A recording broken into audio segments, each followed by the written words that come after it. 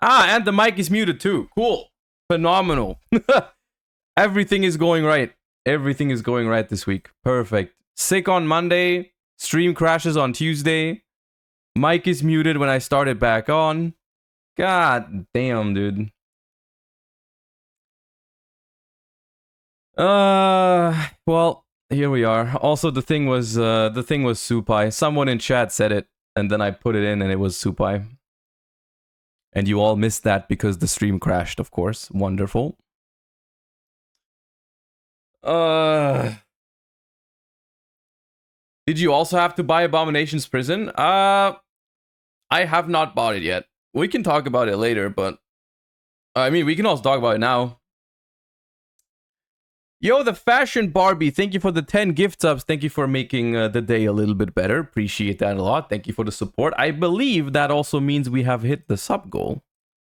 Let me check that real quick, but I believe that yes, the sub goal has been met.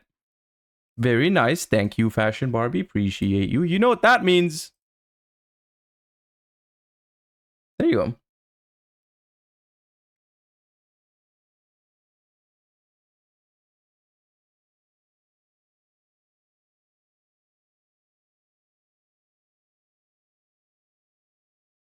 All right.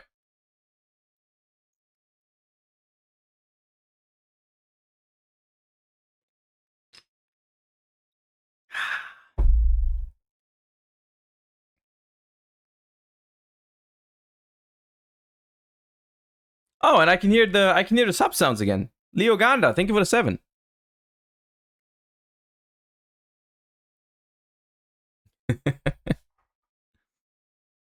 Insanity, thank you for the 2 months. Appreciate you.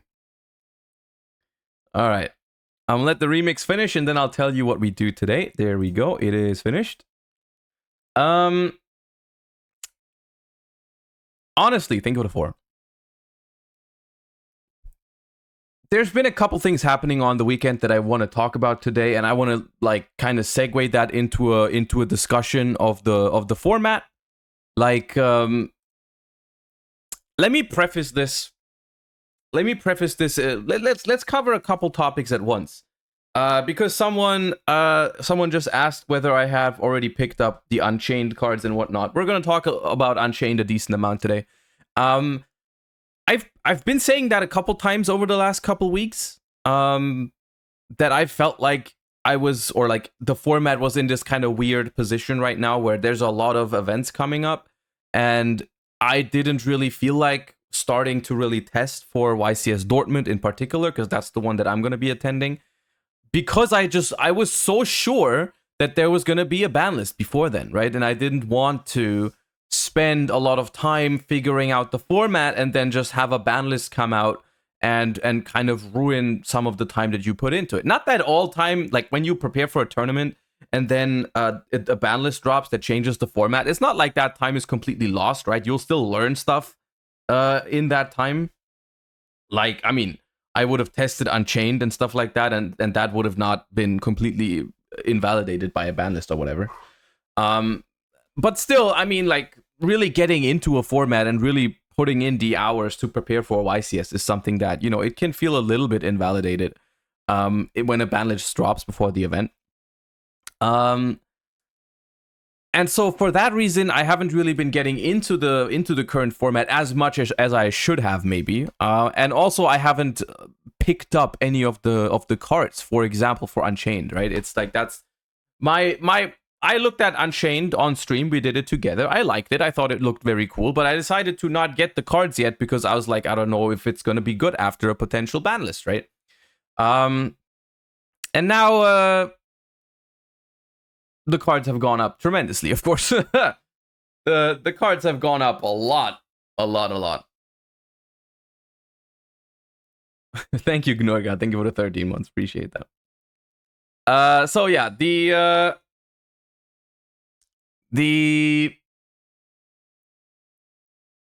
what's it called? The Unchained cards have gone up quite a bit, so I haven't picked them up yet. But you know, we'll see. So I don't know how you guys feel. But we're running out of time. Approaching YCS Dortmund. And it's currently looking like there's not going to be a ban list from all I can tell. You know, I mean, it's like it's very, very short notice now. If anything, it would probably be this week. But I don't know if that's going to even happen. I have no idea. So we're going to be diving into the current format, and we're going to talk about a couple things today, as well as there's been a couple new cards that have been revealed. People are in massive copium because they announced Magispector support, and in the next main set, I think, in the OCG, and people are coping that means Magispector Kirin comes back, or maybe not even coping. Maybe people are afraid of Kirin. We'll talk about that as well today. We have a couple things, and then I think that's going to lead into some nice discussion as well, because the current format, as you're going to see when we look at YCS Vancouver, we can actually ask the question of, do we even need a ban list right now? Which is something that we'll talk about in a little bit. I have a couple tabs open in my little browser here, and we're gonna go through everything. Let's start with some lighter news. Let's start with the new cards, shall we? I have not read these at all. Simply to keep my first reaction for stream. I have no idea if these are broken as hell or completely mid. Yeah. It's Magispector support. Honestly, Magispector, as a pure deck, I've never been a huge fan of Magispector. The only Magispector cards I've really ever used were Bunbuku and Kirin in other Pendulum strategies. I haven't really been a pure Magispector enjoyer back in the day. But yeah, I also never really minded it. The only thing about Magispector that I never really enjoyed was the fact that they all share this effect of not being targetable. I think it's cool when archetypes have kind of like have an identity by sharing a specific type of effect, right? I think that's a cool thing in general, right? When like every BA monster has this effect to special summon itself from the hand, for example, or whatever. I think it's cool when archetypes share certain identity pieces. But with Magispector, like I just don't think targeting protection is the most fun thing around. But like it's whatever. Let's see. We have a Magispector Porcupine. It looks kind of cool. Yamarashi. Pendulum Scale 2, level 4 monster, 15/15. You can only use the first and second effect of this card's name each once per turn. During the main phase, if you control a Magispector monster, quick effect, you can special summon this card from your hand. Okay, this alone makes Bunbuku a 1-card Electromite before Pendulum summoning in the OCG. For us, it's a 1-card beyond the Pendulum, right? That's interesting. If this card is normal or special summoned, you can target a Magispector spell in your graveyard, set it. You can target a Magispector spell in your graveyard and set it. So from the spells that I remember for Magispector, I don't think there's anything super crazy to do here, but maybe the new ones are nice. And then it can't be destroyed by your opponent's card effects and cannot be targeted with card effects, which is what all the Magispectors have. All right. Good card. Good card. Magispector Draco.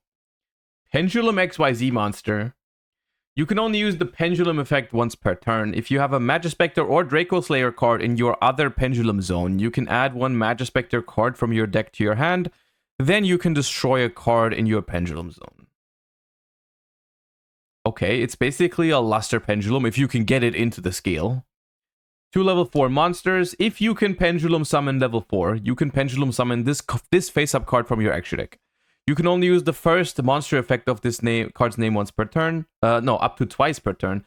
If a monster is tributed while this monster is on the field, you can detach a material from this card, special summon a level 6 or lower wind spellcaster from your deck. Ooh.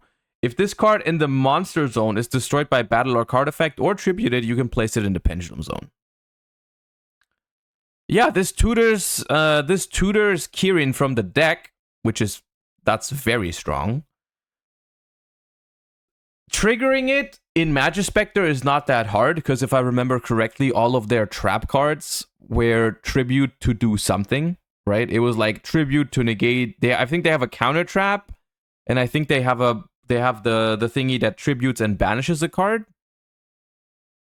All right, so that's kind of their thing. The spells as well. Yeah, the spell and traps of Magispector used to be disruption by tributing. So, if you tribute for Dinoster, does this trigger? Yeah, you can't tribute itself, but you have to tribute other stuff, right? You tribute the other Magispectors to summon Dinoster. Yeah, you can. You can summon Kirin from deck in the OCG, but that's good. It might even have some interesting applications, because this does not say Wind Spellcaster Pendulum Monster, unless it's a mistranslation. This just says any level 6 or lower Wind Spellcaster. So there could be even targets outside of Magispector that are interesting. I can't think of one right now, but when a card just says generic level 6 or lower Wind Spellcaster, surely there's interesting stuff. Magispector Orthrus Nue, another Link 2 monster. 2 Pendulum monsters, including a Magispector monster. Okay, so Bunbuku, 1 card makes this by searching this dude. You can only use Spell Striker. Thank you for the Prime. And Adrishino, thank you for the 11 months as well. Appreciate you guys. If this card is Link Summoned, you can activate this effect. You cannot special summon monsters from the extra deck for the rest of this turn, except Magispector and Draco Slayer monsters.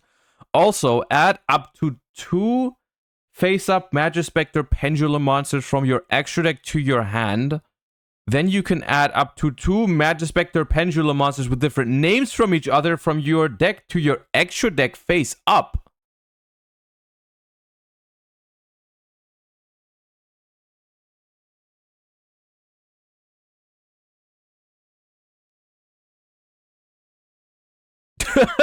What?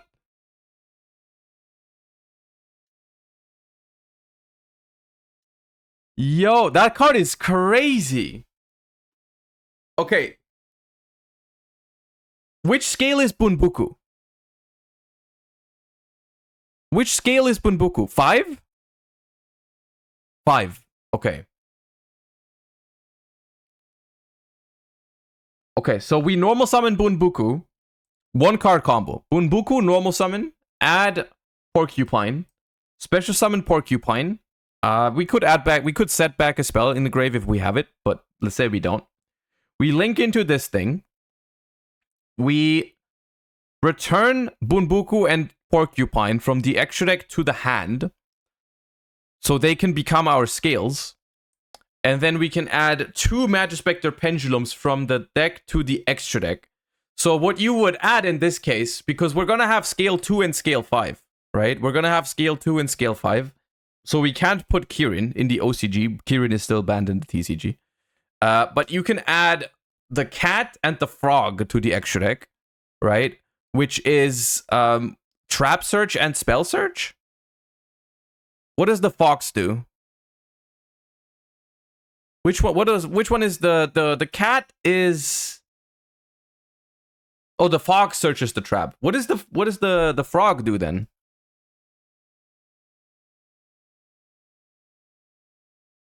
Oh, wait, no. Kirin is banned in both TCG and OCG. Yeah. Oh, the frog sets a spell or trap from the deck. Okay. So you get both traps from 1 Bunbuku, right? You get both traps from 1 Bunbuku. And this. I will say, even before we read further, this link 2 is completely cracked. I am glad that they did not put the non-targeting thing on this. Like, if this thing was, like, if you could not imperm or Veiler this shit, that would be insane. But still, this is crazy. This is crazy. Absolutely phenomenal card. Magispector Wind, a quick play spell. You can only activate 1 card with this card's name per turn. When you activate this card, you can also tribute a Wind Spellcaster. Special summon a Magispector from hand or grave. If you tributed a monster, you can special summon it from deck instead. Very good card. Very, very good card as well. Yeah.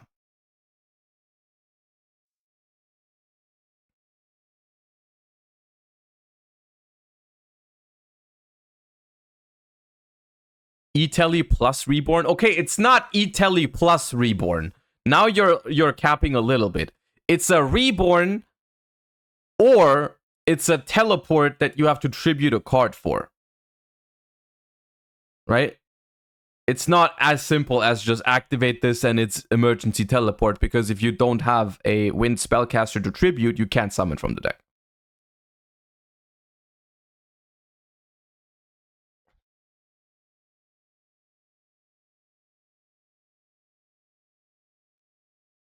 Is the tribute a cost? Yes. The tribute would happen on activation, which is the same time window as when you would pay cost. Yes. It's before the effect resolves. It's when you activate this card, you contribute a wind spell. It's like an optional cost, basically. It's a cost you don't have to pay, but you can. Pretty much is how it works. I'll say a few things right off the bat, because there's a lot of doom posting going on in chat right now. People are like, I hate this already. Can we please ban the link before it even comes out and stuff like that? This card is very strong, but I am not sure if it would really be a big problem, because I mean, maybe it's just good, right? Maybe it's good, but on the other, like as long as Kirin stays banned, I'm not sure if it's gonna be a huge issue. Because yes, you get the 2 trap cards, you get the 2 Magispector trap cards out of this, but then you're locked into Magispector and Draco Slayers, so you get nothing else pretty much. And I'm not sure how much other interruption Magispector can really put up without Kirin. Without Kirin, it's just going to be a very efficient way to set up 2 trap cards and pretty much nothing else. Right? You can't set up anything else. Even if you can pendulum summon the entire rest of your hand, pretty much, you are still locked into Magispector and Draco Slayer, which doesn't really have any form of interruption. Right?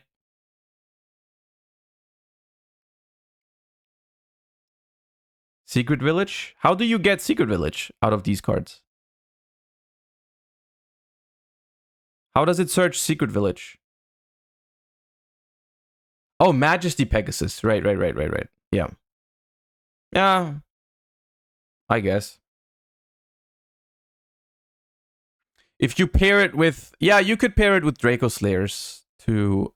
But that's not a 1-card combo, is it? It's not like Bunbuku gets you the traps plus village. It is? Ooh, how? Oh, Majesty is a Magispector. Uh-oh. Okay, hold up.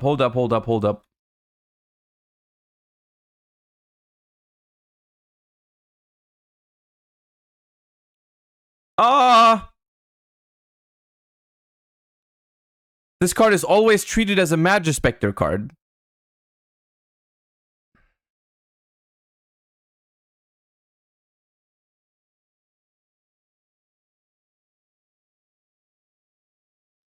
Okay, now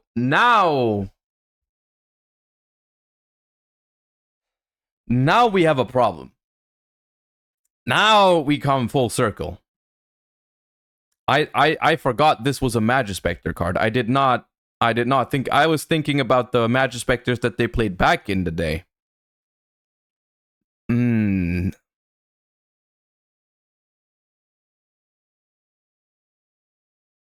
So one Bunbuku,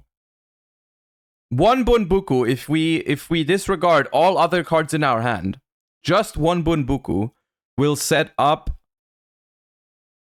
the Link 2, Majesty Pegasus, and then you can search one Magispector trap card as well. And you get Secret Village.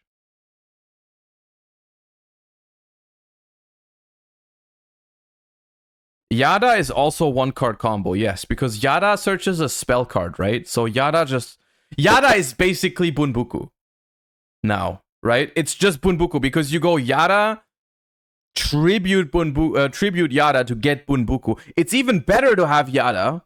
It's even better because then you have a target when you summon this dude, right? Yada is even stronger because then you have a target for the reset, so you end on a free follow-up card basically. Yeah, I mean, I guess. So the bad thing about this deck, I guess, would be the really bad thing about this would be if you played against a deck that had spellcasters in it, which is something that remains to be seen. Whether there's another meta deck that has spellcasters in it, but still, it's pretty toxic. Lightzard, thank you for the 4 months. Appreciate you a lot. Thank you. Welcome back. But honestly, I mean, isn't this just pretty much the same as what pendulum decks already do for the most part? It's not a one card combo for most pendulum decks, but it's like pendulum can already do that, no? You just went to the wrong club. Trust, you just went to the wrong club. They still do. Yeah, I don't know. I mean, chat, come on. Look at me. Look at me. Pendulum going first and auto winning the game. This is like the 7th time you've presented Pendulum going first and winning the game in class. It's still not meta. I mean, like, okay, here it's a one card combo, which is better for sure. But I would argue that Pendulum is not the problem that Pendulum had was never that, oh, when I go first, my board is not strong enough. Right? It's the pendulum mechanic in itself is very flawed, I think. But it's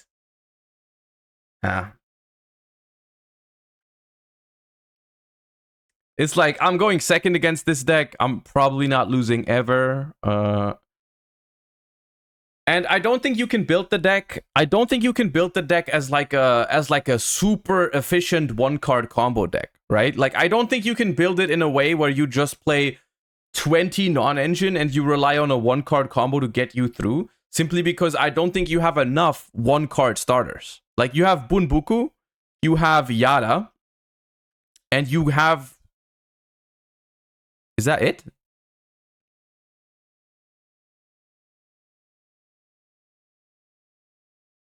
It's just those two, right? This card works with any like if you have a wind spellcaster, this card works. So you have a bunch of like 1.5 card combos, right? Like one card plus any other does work, right? But my point is, like, it's not gonna be consistent. You're not gonna play Magispector one card combo control. It's still gonna be a pendulum combo pile. So when you go second, it's like you're not gonna win a game of Yu-Gi-Oh going second. I don't know. These are good cards. These are good cards. I wish Majesty Pegasus didn't search any field spell. I think that's kind of cringe. I don't know why it does that even. Yeah. But they're good cards. They're good cards. I'm not sure if they solve the problem that pendulum decks have. I will say I don't think this means that Kirin will come back, but if it does come back, then this gives this somewhat of a boost. However, I will say I'm not sure if you can even incorporate Kirin very easily in this combo, because aren't most Magispectors scale 2 or 5? This was always weird about Magispectors, I feel like, because they wouldn't really be able to pendulum summon Kirin by themselves, which was very, very odd.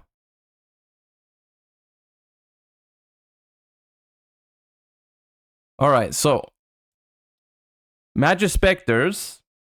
The cat is a pendulum scale 2.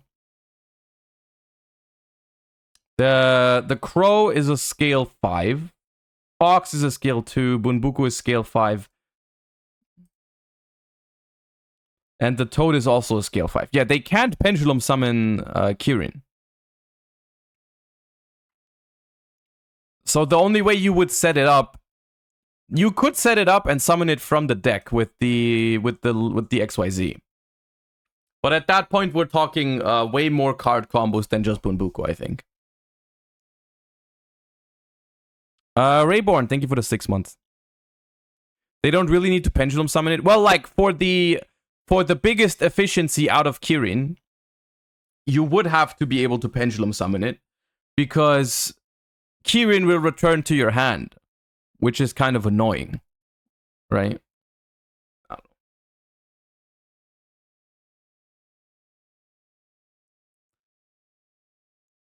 Because if you return it to your hand and then you can't pendulum summon it the next turn, it's going to be bad for your follow-up. But yeah. You can just bounce another Magispector. Well, yeah, you can bounce another Magispector, but then you're going to lose Kirin and it goes to the extra deck because they attack over it. And then you also can't pendulum summon it out of there. So it's the, you know. The spell does it? Yeah, but you're not gonna use the spell to summon Kirin. It's not a very efficient way to do it in a pendulum deck. Chat, can we agree on the fact that not being able to pendulum summon a monster in your pendulum deck is a problem? Can we stop coping for just 2 seconds and agree on the fact that it's awkward when you can't pendulum summon the Magispector Kirin in your Magispector pendulum deck? Can you stop telling me other ways to summon it? I'm aware there's other ways to put the card on the field, but it'd be a lot better if you could. God damn.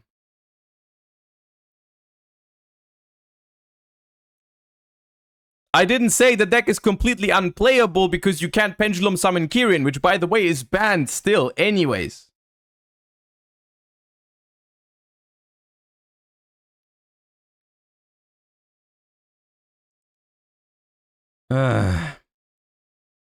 Anyways, these cards are good. I'm not sure if Magispector is good because of it though. Like the cards are solid. I still probably wouldn't play the deck as of right now, but we'll see. But it also depends on what the environment is when these cards come out.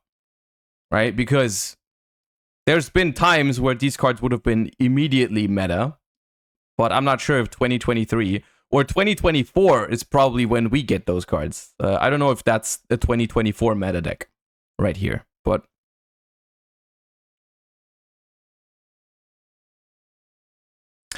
we have more cards. Silent Force.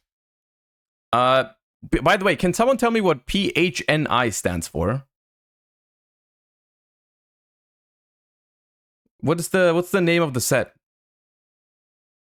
Phantom Nightmare. Ooh, Phantom Nightmare. Okay. It's a cool name. 3 unrelated ritual monsters are actually buddies from college. Okay. So they're making like retrains of old cards. Novox, the Silent Forcer Disciple. What is this? Novox Prayer? Level 1 Light Fairy effect monster. 50 attack, 2050 defense. You can only use the first and third effect once per turn. If this card is normal or special, you can place a Silent Fork continuous spell and trap from your deck face up in your spell and trap zone. If you would ritual summon exactly 1 light warrior or dragon ritual monster with a card effect that requires use of monsters, you can use this card as the entire requirement. If a light warrior and or dragon ritual monster is special summoned to your field while this card is in your graveyard, you can special summon this card. Okay, so the idea is normal or special summon this card, get your continuous trap, tribute it for the ritual summon, and then when the ritual is successfully summoned, it will you can immediately bring it back. Right? So you can use it twice as ritual material. Pretty much. That's the idea. Oh, Saphira retrain. Okay, so Saphira used to be this like ritual. It was kind of, I don't want to say meta because it wasn't meta, but people tried playing it back in the day. I remember playing against Saphira decks at like regionals and stuff. People used that card. Saphira, the wise silent forcer queen. Oh yeah, also another alternative use for this card could be you can just use it as ritual material from hand. Bring it back once the ritual is successful, and then you place your continuous spell trap. You can also do it that way. Alright. You can only use the first and second effect of this card's name each once per turn. You can discard this card, send a ritual spell from your deck to the graveyard. Then you can add one light warrior or dragon ritual monster from your deck or graveyard to your hand.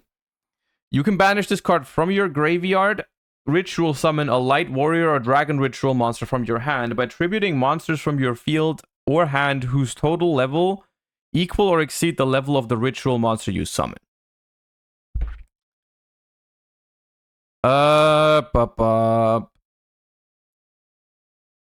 It's interesting card design. It's interesting card design because it kind of makes it so you don't need ritual spells anymore, right? Because you can use it as a ritual spell, basically, right? Banish this card from the graveyard and then ritual summon. The weird part is that it still requires you to play ritual spells, right? You'd still need to play one to discard it, which is awkward. Somewhat awkward. At least it's a contradicting concept in that regard, but it could still be fine. It does have synergy with Preparation of Rites, where if you open Prep and discard, you can send a ritual spell to the graveyard and then add it back with Prep, which is nice. You can also send any kind of ritual spell that has a graveyard effect. Like, I'm thinking, my Boomer mind, the first thing I thought of was Necros ritual spells. However, I'm not sure if Necros has... Does Necros have any light warrior ritual monsters? I don't think so. I don't think Necros has a target for this. So you would have to mix it with something. Yeah, you'd have to mix it. We'll have to, I guess one big deal here is we have to check what light warrior or dragon ritual monsters there are. But okay, this card in itself is not bad, but keep in mind,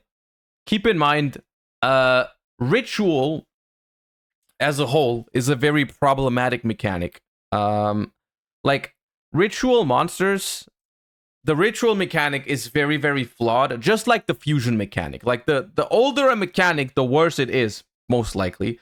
In Yu-Gi-Oh! Like ritual and fusion were like the first kind of attempts at making like a more special summon heavy strategy. And the thing about ritual summoning is that in its core mechanic, you need to draw the right ritual spell, you need to draw the right ritual monster, and then you need to tribute one or more monsters to summon the ritual monster. So by design, the freaking ritual mechanic is -2, right? You lose the spell, you lose the tribute fodder, you summon the ritual monster. You're investing 3 cards at least to get one monster onto the field, which is very, very bad, turns out. So the only times in Yu-Gi-Oh's history when ritual summoning has ever been somewhat viable has been when the cards kind of cheated those requirements, right? The only good ritual decks pretty much ever were decks that got around this by different ways. Like the very first ritual decks that were actually good, like topping tournaments, I remember was Herald of the Diviner, not Herald of the Diviner, the Herald of Perfection stuff. And they would use oh no, there was the Mize OTK back in the day. Yeah, I guess the Mize was more like, but they're the same. They're actually the same example because they used the card called Advanced Ritual Art. Advanced Ritual Art was one of the first cards that let you cheat the ritual mechanic by sending the fodder from the deck instead of using it from your hand, right? And that was a significantly easier part because you wouldn't have to draw extra material and you would spend less cards to put a powerful monster onto the board, right? You would put Demise King of Armageddon onto the field, which blew up the entire field, and that was pretty pog.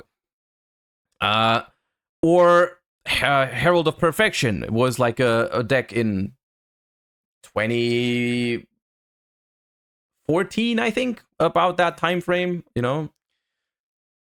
And then, but like Necros was another deck that in 2015 Necros came out, and it was a deck that kind of it cheated the ritual requirements by having insane search power, right? So the consistency was not a problem because every card could search. Like you would always open the right ritual spell for the right ritual purpose, and then it had other mechanics to get around it, like you had Necros Kaleidoscope, which sent the fusion material from the extra deck, which was really good.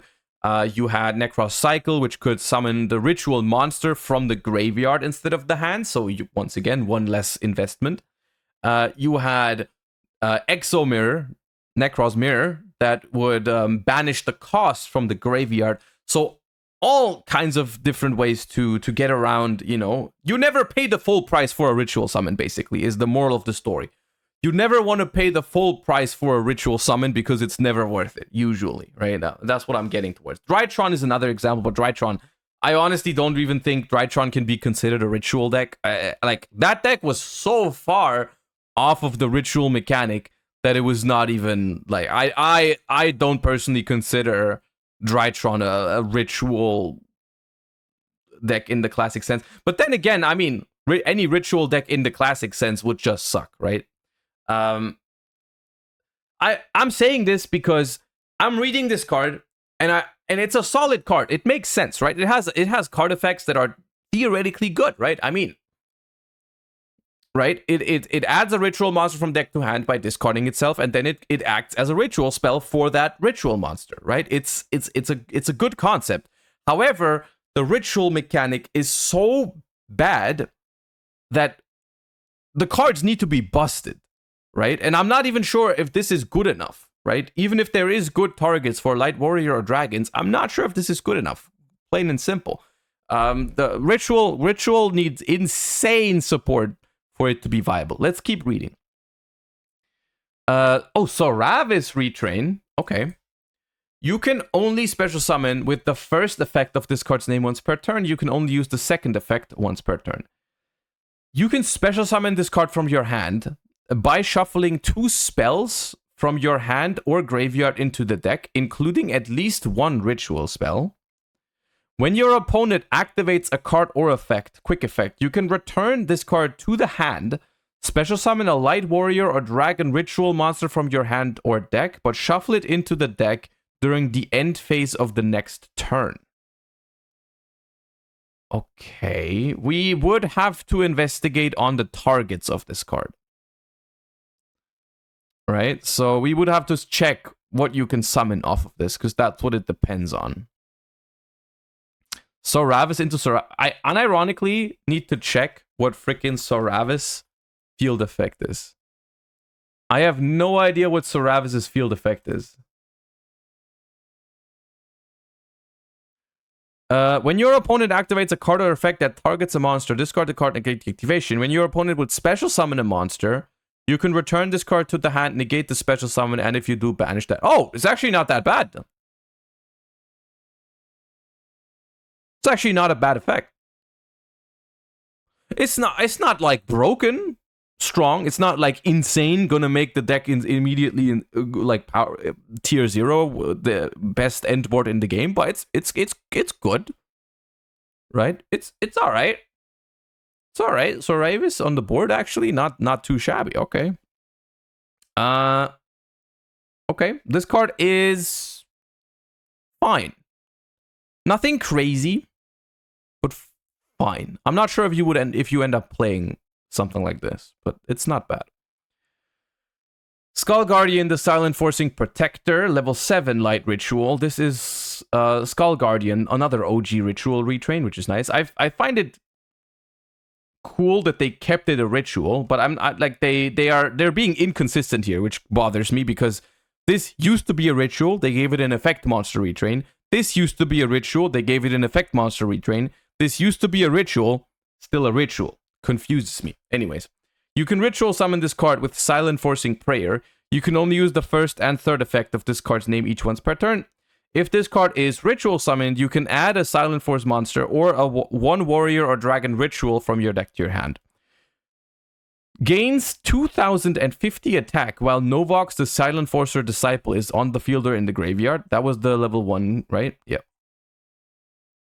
When your opponent activates a card or effect and you control Novox the Silent Force Disciple, quick effect, you can negate the activation, and if you do, destroy that card. Okay, this card is good. This card is phenomenal, even. It, on summon, adds a card from deck to hand. It is dummy thick once you have the Disciple on field or in the graveyard.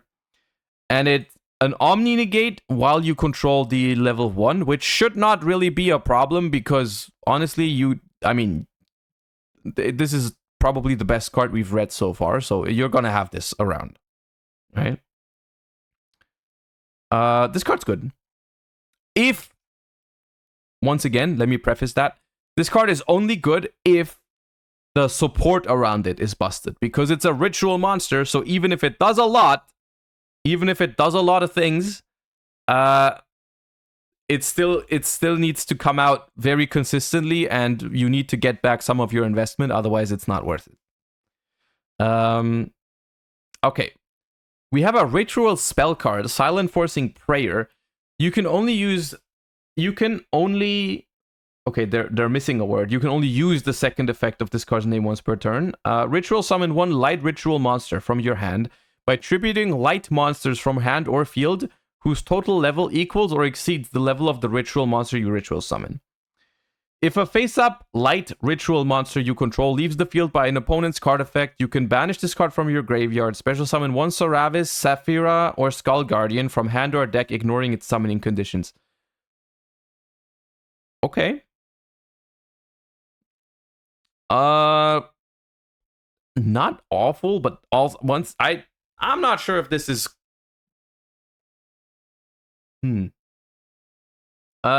The Peak, thank you for the Prime, and Insane Clouds, thank you for the Prime as well. Appreciate you guys. Thank you. Welcome, welcome. Pre-prep. It is pre-prep synergy. I'm confused here because I've never realized that Soravis, the Ancient and Ascended, Saphira, Queen of Dragons, or Skull Guardian, the Silent Enforcing Protector, belonged together in some shape or form. I never realized that they were, I don't hate it. I don't mind it. I think it's cool that they are kind of like taking three separate cards and then they're just like, hey, we belong together now. We are now friends. All right. I don't have, fine, but still interesting. Is this okay? So it's the Soravis, the old ritual monster, Saphira, the old ritual monster, and then Skull Guardian, the new ritual monster. Okay, so I guess I see the logic. I see the logic here. I'm feeling like the logic is the old Soravis is still good enough to make a deck around, is what they thought. The old Saphira is still kind of good enough to make a deck around, okay, but the old Skull Guardian, I think, is just a vanilla. So they were like, okay, we need to make a new version of Skull Guardian, right? That card is from literally 3,000 years ago. So I think that's the idea here. Princess of Friendship, thank you for the Prime. Appreciate you. So, pre-prep support, nice. Pre-prep support is nice. It's also a good target. And I say good is a stretch, but it's a decent target to send off of this thing, right? From the deck to the graveyard, because it has a graveyard effect, right? Silent Forcing Barrier. These next two cards are by far the most important ones, because if there's a good continuous spell for this card, if there's a good target for this card is literally cracked. If this card gives you like a solid continuous spell or trap, it's very strong. Let's see. Silent Forcing Barrier. Continuous spell. You can only use the second effect once per turn. While you control the Disciple or a light ritual monster, your opponent's monsters cannot target non-ritual monsters for attacks. Also, your opponent cannot target light monsters you control with card effects. Ooh. Oh, during your main phase, you can add a Silent Force card or a Skull Guardian ritual monster from your deck to your hand. Except Silent Forcing Barrier. No, this card is good. This card is good for multiple reasons. I read the first part, and I was like, let me explain to you why the first part is good. And then I read the second part, and the second part is almost even better because it's just once per turn Rhoda. Anyways, the first part, I don't need to explain to you why the second part is good. The second part is obviously strong. The first part is nice because this thing has an Omni Negate while you control the small thingy. So one way of getting rid of the Omni Negate would be to attack over this thing, which still has 2050 defense, so it's not easy to run over, but something like you could go Special Summon Fenrir, for example, and just attack over this, and then this thing loses its Omni Negate.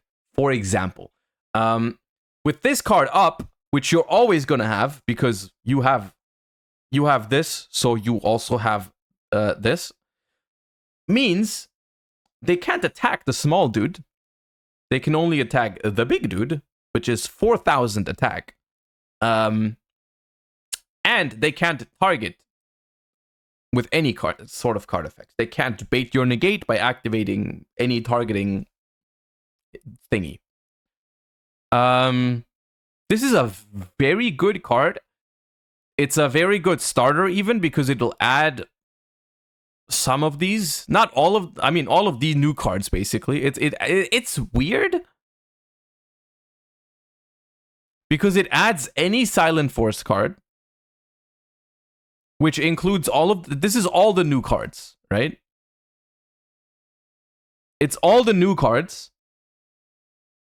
Or a Skull Guardian ritual monster, which this is very confusing to me because the fact that they added this portion to this card effect only lets you search the old vanilla additionally to what you can already search, right?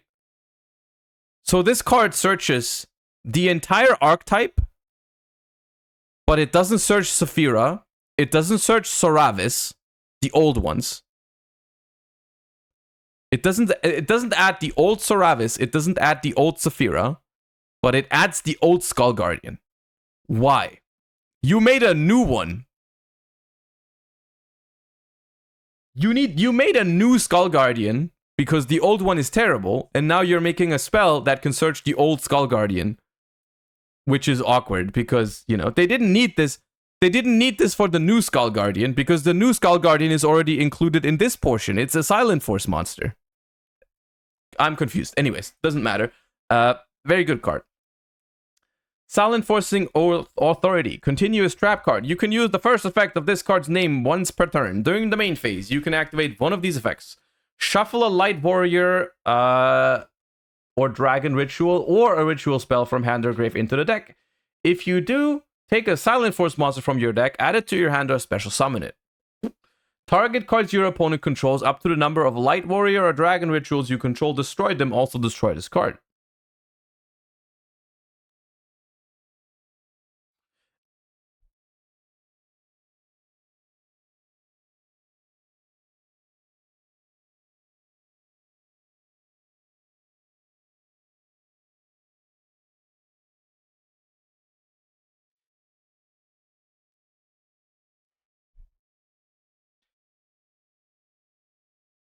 Is this shit good? Is it actually good? I was expecting it not to be. I was expecting to just be here and be like, rituals. But it's like,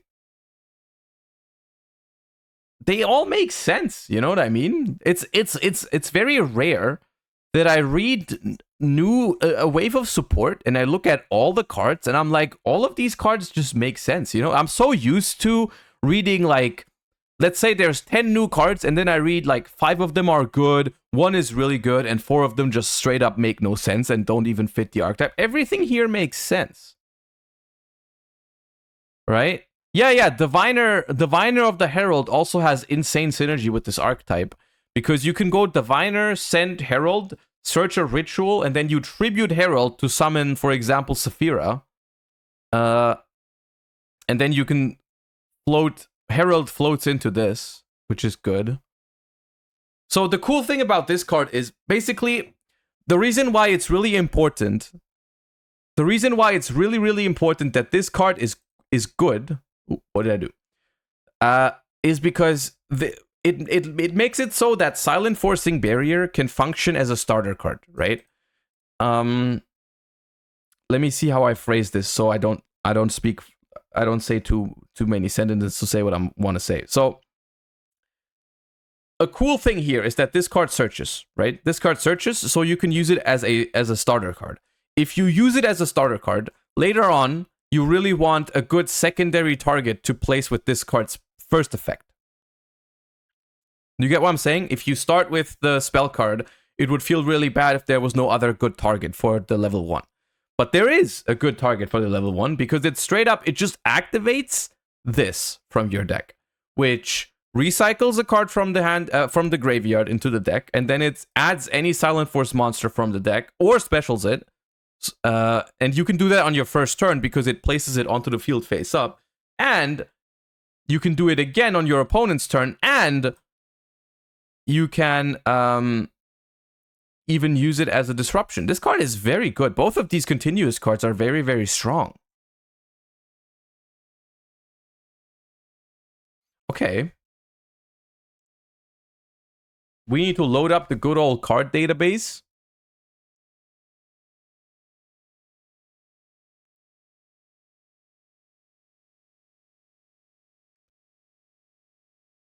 What other old ritual monsters do you want support for? Necros, please. All right, let's see what we have. Light, Dragon, Warrior, Ritual, Search. Oh no, level 6, right? Level 6 or lower. So, pop. What do we have? 4. We have 4 rituals. Is that it? Did I mess it up? Wait. Oh, any level. Okay, any level. Any level. Bop, bop, bop, bop, bop. Okay, that gave us 3 more. Okay, we have Choo Choo Lane the Awakened, which is complete trash. Sorry. Odd Eyes Pendulum Graph Dragon. During the end phase, add a ritual spell from deck or grave to the hand, then return this card to the hand. You can only use this effect once per turn. You can ritual summon this card with Odd Eyes Advent. Must be either ritual summoned or pendulum summoned from your hand. Each time your opponent special summons a monster from the extra deck, inflict 300 damage to them. Once per turn, when your opponent activates a spell card or quick effect, you can place this card in your pendulum zone. And if you do negate that effect, then if you place this ritual card in... That's not bad. It negates the spell and then it tags out into another Odd Eyes from the extra deck. The problem is it's level 7 and the entire deck seems to be focused. I mean, some of these are also level 7.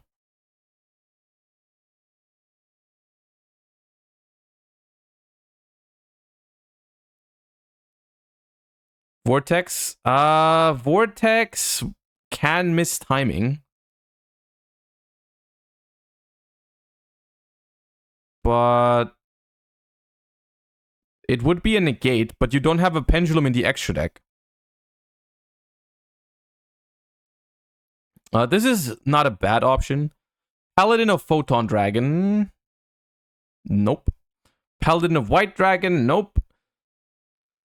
Saphira is okay. So this thing, the problem with Saphira is it only applies an effect in the end phase, but it's not terrible. Like what it does is in the end phase, you can choose one of those effects. You can either draw 2, discard 1, or you discard a random card from your opponent's hand, or you add a light from graveyard to your hand. When you go first, you're most likely always going to hand rip your opponent for 1 in the end phase, which is not terrible, but it's also not great, you know, like. And then we have Soravis, which we've already gone over, and Skull Guardian, which is terrible, of course. So Soravis is really good in the context of this deck. Saphira is all right, and the Odd Eyes Pendulum Graph could be okay if you build the deck around it a little bit. So those are like the 3. Those are the 3 I would say have synergy with and have a chance to see play in modern Yu-Gi-Oh! Even though I'm not sure how big that chance is, but that is one thing that's holding this deck back, honestly. And of course, the new one. The new one is phenomenal. Bro, I feel so weird. I feel so weird saying that I don't hate these cards. I simply don't hate these cards. They have a lot of synergy as well with all the old ritual support, right? The old ritual support is like pre-prep can be used, prep can be used, Herald of the Diviner can be used, and not just can be used, but has actual synergy, right? I like this. I like this card design. Genuinely intriguing card design. Like, yeah, no, I like these cards way more than I thought. I'm gonna be honest with you. When I opened this and there was a Ritual Skull Guardian version in the thumbnail thingy in the preview, I expected to just read these and be like, whatever, right? Rituals. Cool that they gave Skull Guardian legacy support, but it's Rituals. But no, I don't hate these.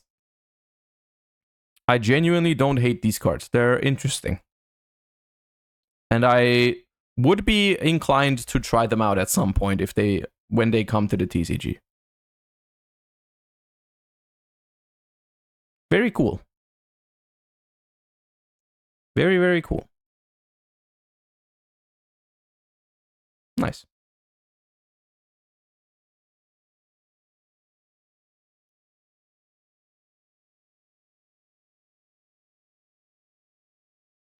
All right, and that's the new cards. That is the new cards. And that was a good wave of cards, dude. Phantom Nightmare has got some interesting stuff in it. I'm a fan. Okay. Don't look at Skull Guardian price. You know what I do whenever you say things like that. Whenever you say don't look at the price, I'm over here. Don't tell me what to do. Skull Guardian. Oh my god. Chat, Skull Guardian has 1 print.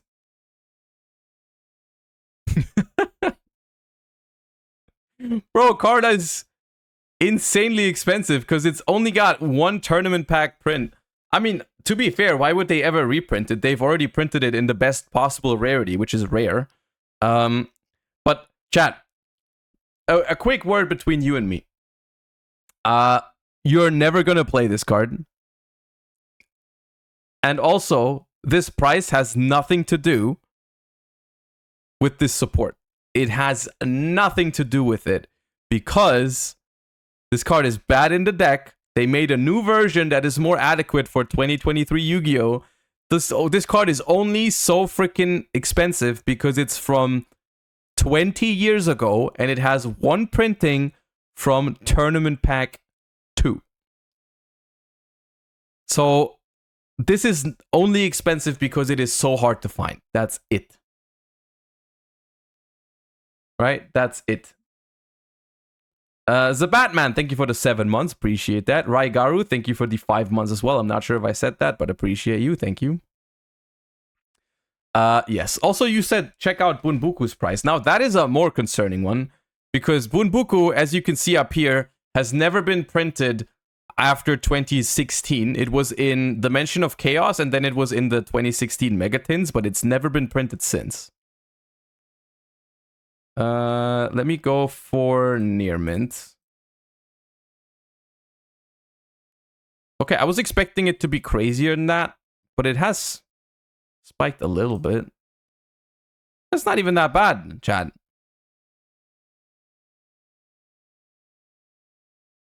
It's not even that bad. Oh, sub goal. Oh yeah, we've already had the remix. Don't try to scam me into another remix, but I forgot to update it. What was the goal? It was 10. It was 1010. So let's do it at 30.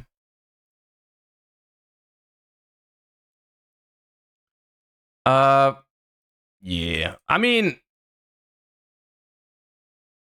whatever. It's bought out on TCG Player. Okay, well, I guess I guess we're not accepting the no remix policy.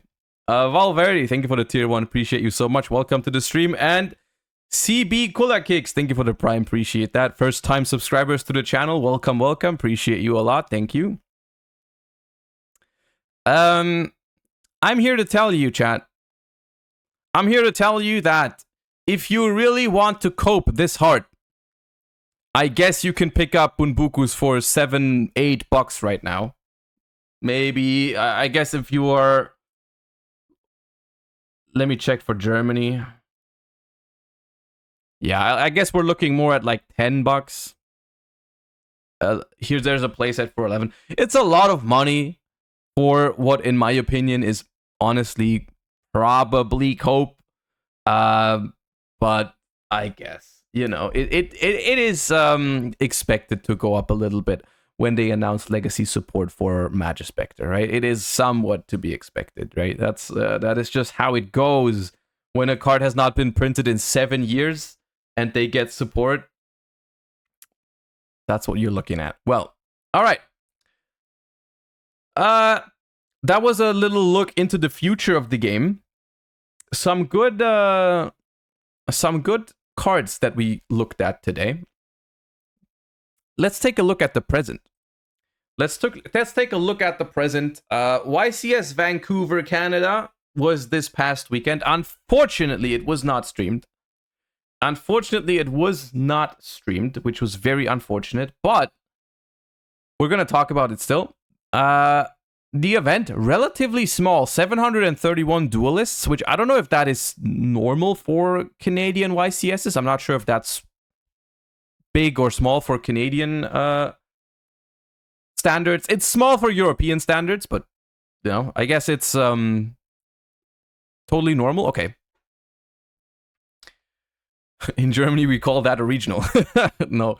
All right. Anyways, we had 10 rounds of Swiss into top 32. I mean, the thing is, even if a YCS is smaller, even if a YCS is slightly smaller, you still have all of the good players there, right? You still have all of the good NA players attending. So the density of strong players is still incredibly high, even at smaller events. So that's how smaller events can still be very, very tough to top and win.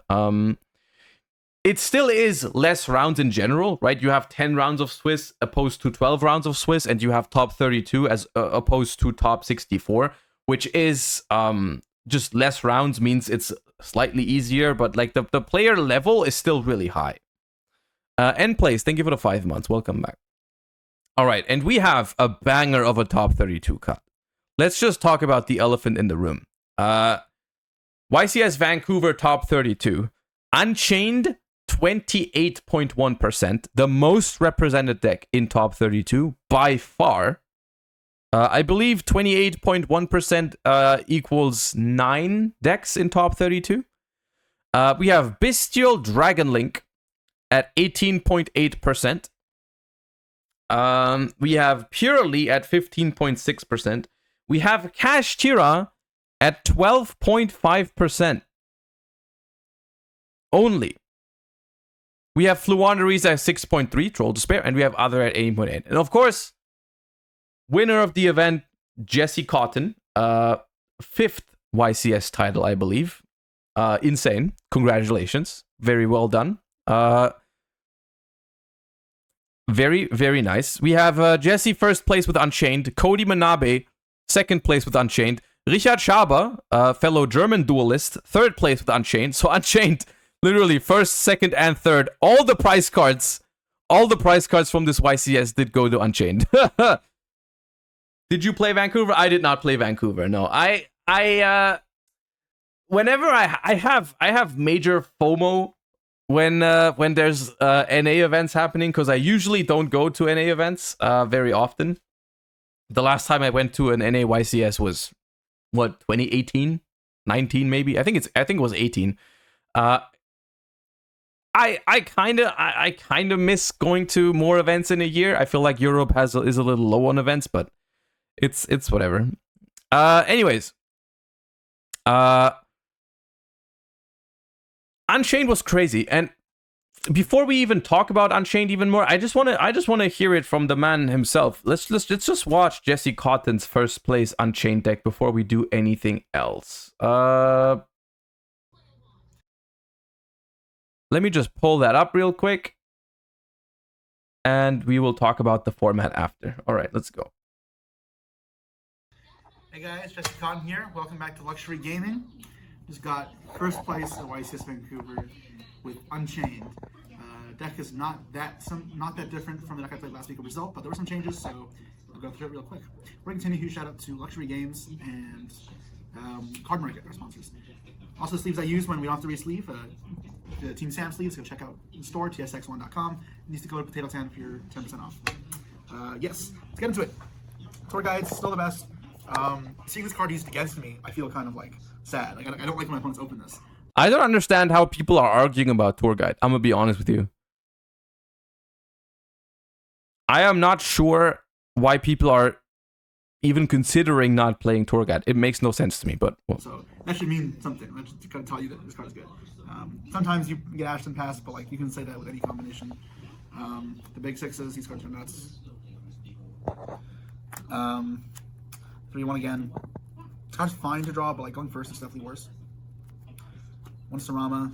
Again, like, it can be awkward when A-bomb. No Disaster. So Disaster is only really important in the mirror match. And if we've seen a lot of mirrors, then maybe it goes back in, but it was just contributing to bricks, and the only matchup I actually cared about it was for the mirror match. I didn't side it, but there's also merit to me siding for the mirror. I kind of wanted it like 3 times, but all those were mirrors. Yeah, every other matchup though is a brick in your deck. It's not worth like the hit to consistency. 3 Prison, 3 Escape. And this was a bit of a change. We went 2 Chamber and 1 Wailing. This is because we draw a lot of the traps, whatever. This gives you a third name to set up Shavara Search, so you get more triggers. Also randomly versus like Cashier Prep, now you have a spell to trigger, which is like fine.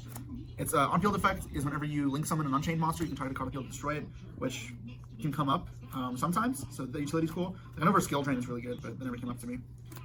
I like this. I had this in one of my builds on the early dueling book. I was like, why don't you play one of this card? Because it seems like a nice option.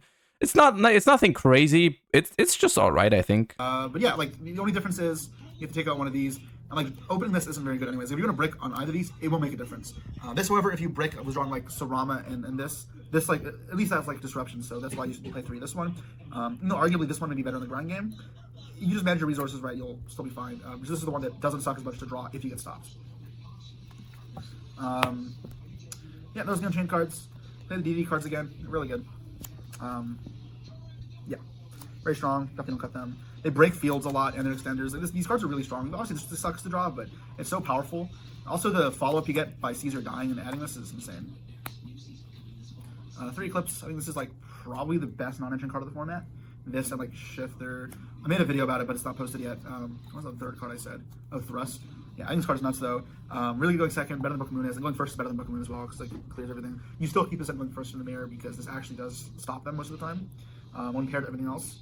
So I like this a lot. This is the one thing I don't like about Unchained, because Unchained is a really, really cool deck. Don't get me wrong. Like I overall, the fact that Unchained is to be considered probably the best deck in the game right now is, in my opinion, a phenomenal thing for Yu-Gi-Oh! Like this deck is very, very based. It's a based mid-range deck, back and forth duels. I love I love that Unchained is a playable deck right now, like, or arguably even the best. Like, I think it's a very good showing for Yu-Gi-Oh that a deck like this literally wins YCSs. I think it's phenomenal. The one thing that I don't like about it is the fact that the best version right now, I mean, probably the best version, they know more than I do probably about it, is that the best version plays pricks like that. But I'm never a big fan of this. Like, it's kind of like when the best deck in the format is super cool, but it plays Gamma. I just don't like. It's just a small gripe that I have with it. It's like I hate having to play the Blue Dog, the Requiem King, and whatnot in my deck, because it's just I hate it. But yeah, You gotta make it a draw too, but it doesn't matter. The tempo is worth it.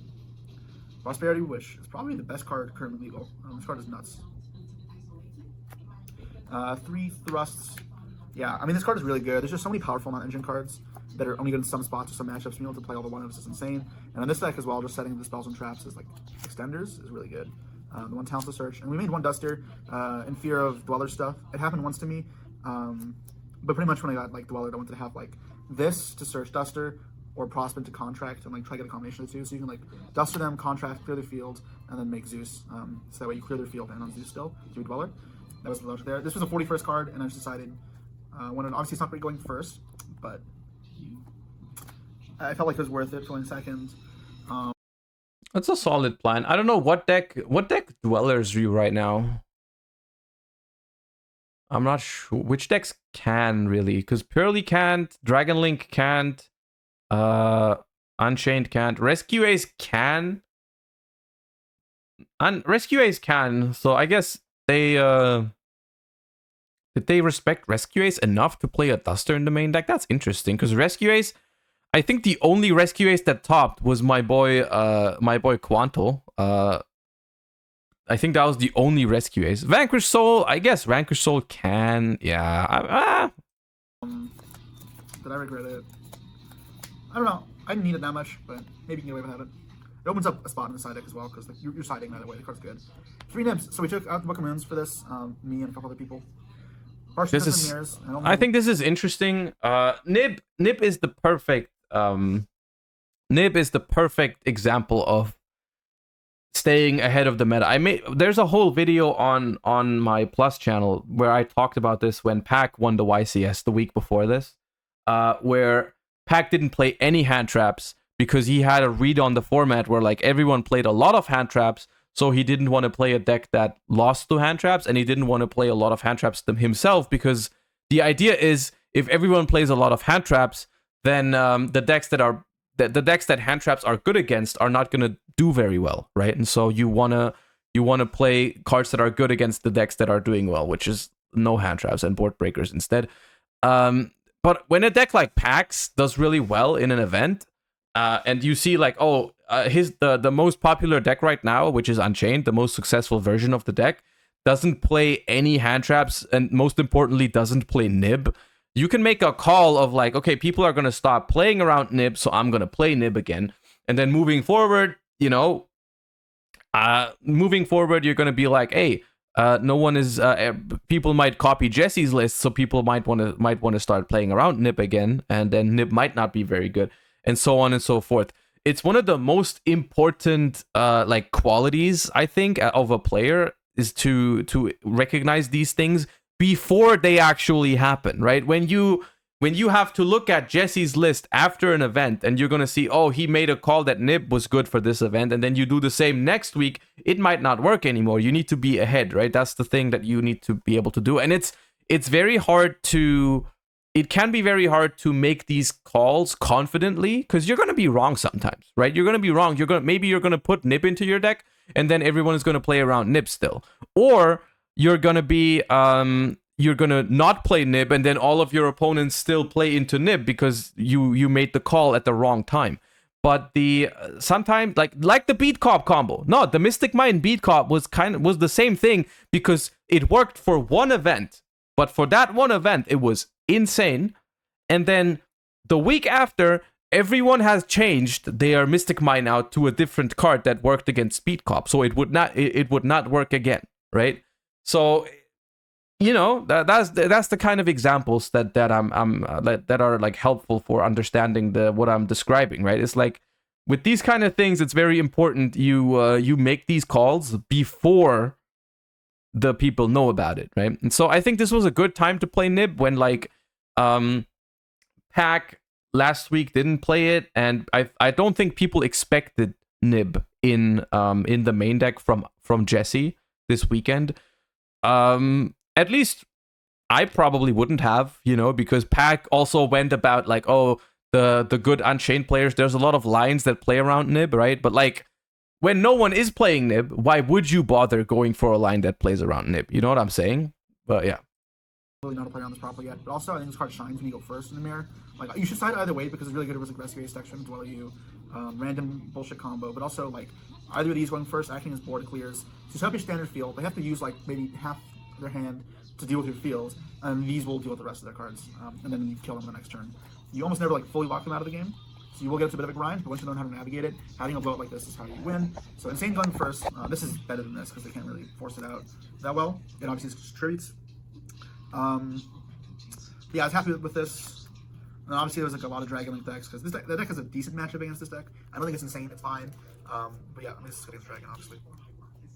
This main deck is that's something we're going to talk about, the position of Dragon Link as well. I need to keep that in my mind. I don't want to interrupt the profile right now, but Dragon Link is in an interesting spot right now. 41 cards, got it back down to 40, and then went back to 41 with Duster. Never just swapping books for nabs, and then Razorus, thank you for the 5 months. Appreciate you a lot. Also, one small Schmidt, thank you for the tier 1. Appreciate that. Thank you. And disaster for Duster, I guess. As for the extra deck, there were some changes here as well again. So Darius stayed the same. I never summoned it, but it really matters for cash and shift decks, but I played 0. 2 Caesar is a difference. So I kind of wish I played it last weekend, but I didn't because it only ever matters in the mirror, and I didn't know how many people would play the mirror. You'll see this deck, I had a lot more preparation for the mirror match now. In the mirror, though, you like to lead with this, and then be able to make another one on the following turn to clear the field again or to beat Nib. This card is incredibly good. Not once per turn, you can attack with Mr. Gibb, I think, for 12. Once per turn. I read on Twitter somewhere that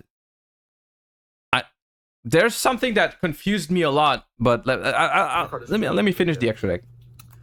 Mach and X, you sometimes summon over these. I mean, you summon over this, I guess enough. But yeah, for the DD combo, you could maybe play second. I thought about it. Zeus, actually, I'm gonna summon this tournament. Mostly for cash, but you definitely need it. Unchained cards. So one Elsiyama, it matters in the mirror match to have a third sometimes, but still not that often. Most of the time we ended up banishing the third off Yama. I mean off Prosperity anyway. So just cut it for the Caesar because that actually came out more. And like if you have to choose between third Yama or second Caesar in the mirror, this is better in the mirror. But there are some times where you want a third one. Anguish, one of you definitely don't space for more now. I don't really need more. A-Bomb's card's still fine, comes up sometimes.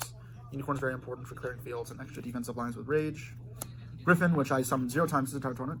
It's good as a mix-up, but that's about it. I really like the Caesar play way more. That's what I wanted to talk about, because I saw people, believe it or not, I saw people say that in order to hit Unchained on the ban list, they should ban Nightmare Griffin. Which is a weird take to me. It's a weird take.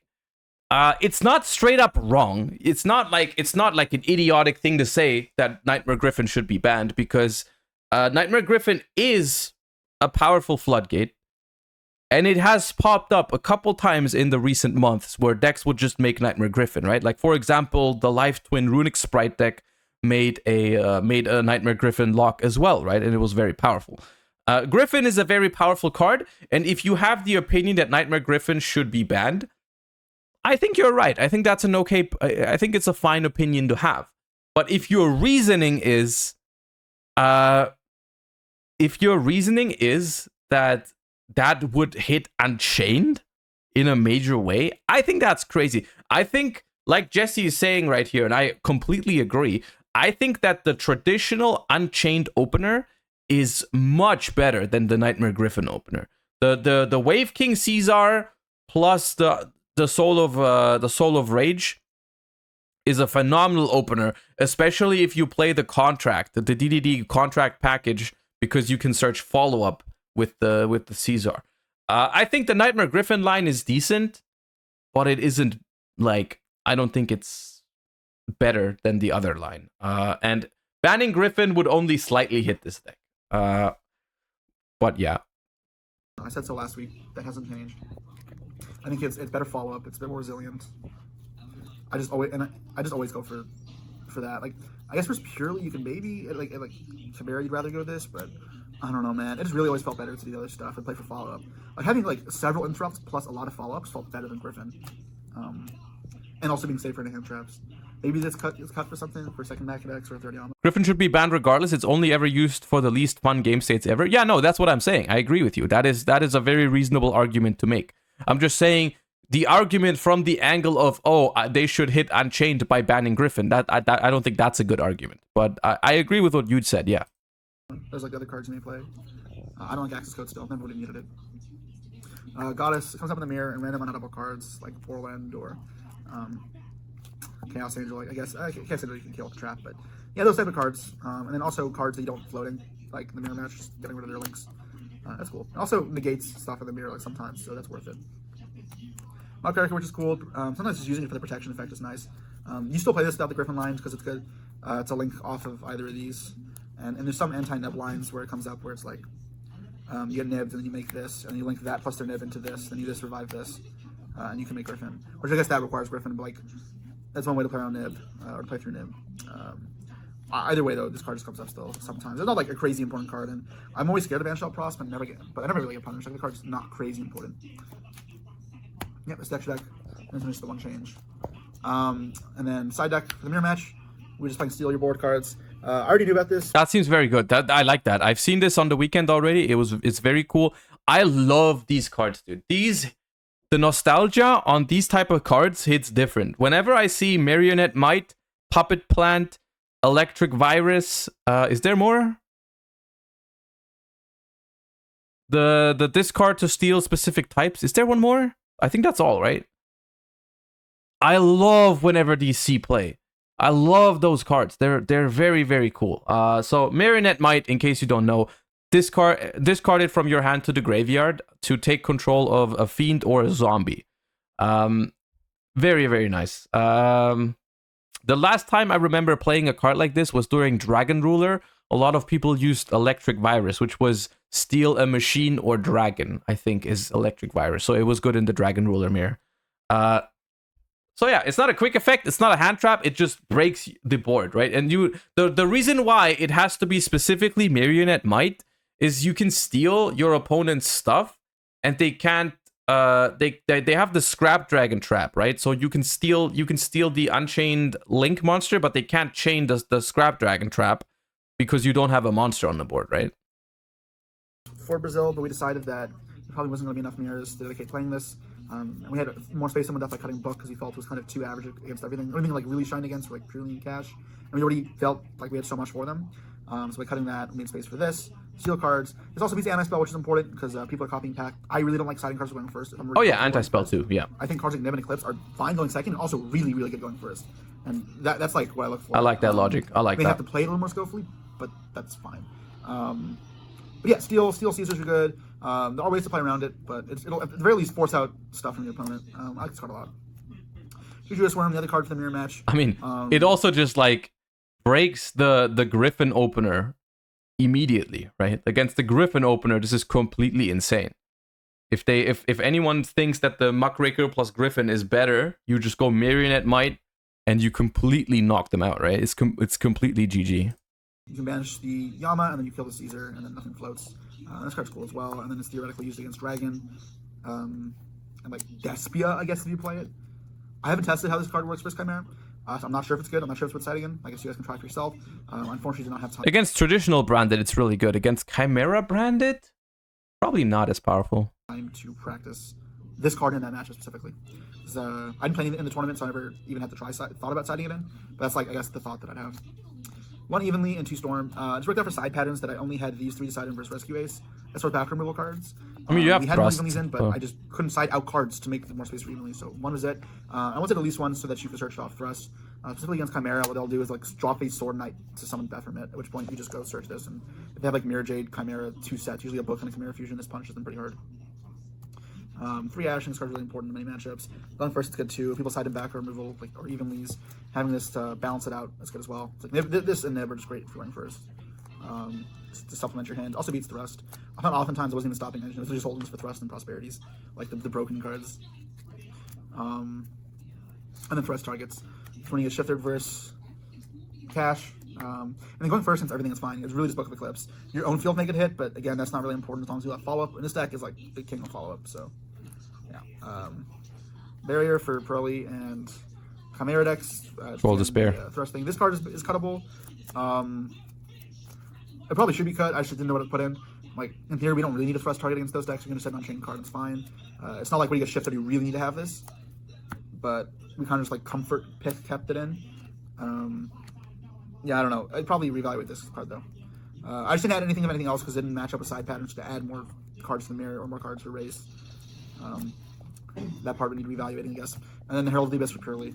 You can also put it in versus Cash because you just... I like the side deck. It makes a lot of sense. That is the one thing I guess it's the one thing I like about Thrust is the fact that you get really interesting deck building decisions where you play a lot of one-off cards. I like cards that are flexible. I still think Thrust is an incredibly broken card and might not even... Maybe it's even too strong, but I still think the deck building portion around Thrust is fun. The gameplay that Thrust provides sometimes not as fun, but the deck building portion of Thrust I like. No, solid list, very solid list, and congratulations to Jesse for the 5th YCS win. Insane. Let's talk about the format a little bit before we move on. I personally think that this format looks pretty cool. It looks pretty cool. And now let's talk. Let's maybe talk about why these decks placed in the way that they did. Obviously, elephant in the room. Why is Kashtira down here? Why is Kashtira at 12.5% in top cut, which is still solid? You know, it's still a meta deck. Right? But why is Kashtira... I mean, compared to what it used to be, why is it so low? Because the deck hasn't changed, right? The deck has not changed at all. But I mean, the other decks have improved. That's a thing, right? People, I don't think it's a fact. Like the thing is, one thing I want to preface here is that I do not think that it's the reason is that people are sick of playing Kashtira. I don't think that is the reason here. That was maybe the reason why many people didn't play it at regionals, for example. But I will say one thing, and one thing that I believe to be true 100%, is that when it comes to a YCS, when it comes to bringing a deck to a YCS, a person like Pack, a person like Jesse Cotton, whoever else, these type of people, if Jesse believed that Kashtira was the best deck, he would still play it. If Pack thought Kashtira was the best deck, he would still play it. If they don't bring the deck to a YCS, it means that they don't think it's the best. Right? I 100% believe that. I don't think that they only played Unchained because they were sick of playing Kashtira. I don't think that's the reason here. I think it's mostly because they actually believe Unchained to be a better deck. Which, according to the results, it is, right? Part of the reason might be that Unchained is just a very solid deck against Kashtira, I believe, because Unchained kind of has a lot of room for non-engine. I mean, we saw Jesse play, you have Nib, Thrust, Books, a lot of stuff that you can fit with Prosperity in it as well, so you'll probably find it.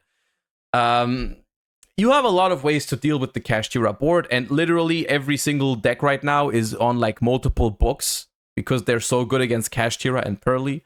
So books are just, I mean, if you look at this meta breakdown, books are just phenomenal, right? Books are insane against Kashtira, books are insane against Pearly.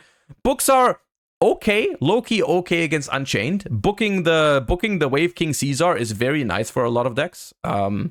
And books are okay against Dragon Link, right? If you go first against Dragon Link, book is very strong. If you go second against Dragon Link, at least book trades with the Savage Negate. So it's all right, you know. And Kashtira suffers from that. Kashtira suffers from all of these side deck tech cards or even main deck tech cards being very, very good against it. And also randomly good against everything else. Because I would argue if books were only good against Kashtira right now, you probably wouldn't main deck book anymore, right? But the fact that book is just solid or really good against all of this pie chart, right, makes it so people can still main deck them, and it's just drive-by kills Kashtira, right? It's just drive-by. And like, honestly, playing Kashtira into this field seems very frustrating because you make your board going first and you expect to get it broken pretty much every time, right? Because you have no negation and everyone is on book, thrust, and whatnot in the main deck, right? It's kind of crazy. So Kashtira has kind of naturally fallen off, which is very interesting to me.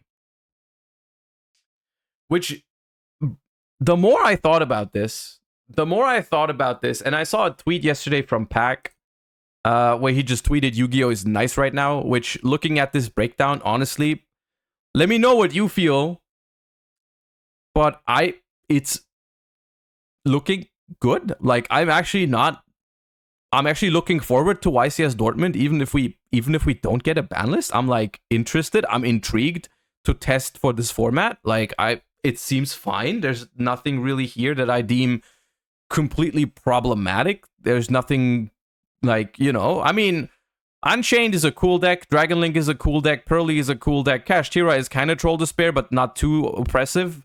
Flu is, I mean, the reason why Flu is here, by the way, I think, is that Flu is one of the few decks that completely doesn't give a shit about Unchained's endboard, and it also doesn't give a shit about Bystials, so that's why Flu is here, I'm guessing, right? Oh yeah, that's that. So what I was wondering here is, do we need a ban list right now? Which is a funny question to ask because it's been so long. It's been so long since we've had a ban list.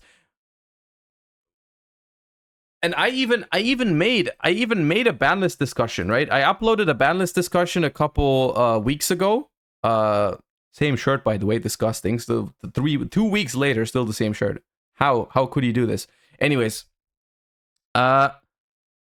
we discussed the ban list 2 weeks ago because I felt like it was about time. I felt like it was about time to release a ban list. But I'm not sure if we need one right now. Because the format is looking completely fine. Now, don't get me wrong. When I say the format seems fine, I'm not saying everything is perfect. Okay? I still think there's a couple cards that I absolutely want to be gone. Right? Like, I'm still sick of playing against Kashtira. And I'm still sick of seeing a lot of anti-spells. I'm sick of seeing Dimensional Barrier. I'm sick of seeing Dimension Shifter. These kind of things. There's still cards that need to be gone, absolutely. The reason why I'm saying I could live with no ban list, right? Is that the format has changed more from Duelist Nexus than I expected it to, and I think I'm not the only one at that. I feel like it was not expected for the format to change as much as it did from Duelist Nexus, right? There's multiple decks from Duelist Nexus that, in my eyes, absolutely overperformed in these last 2 YCS weekends, right? Unchained, crazy performance. Pearly with the new support, very, very solid performance. Even Rescue Ace showing up here and there. We've seen Infernoble. Infernoble has top 8 at this YCS, by the way. Infernoble, top 8. We're going to look at a profile later. Rescue Ace, top 16. Jack, well done. The format has changed more than what we expected, or at least what I expected from Duelist Nexus, which begs the question, is a ban list 100% necessary right now? And I would say it would still be nice, but it is not 100% necessary, unironically. which is interesting to me. Very interesting to me.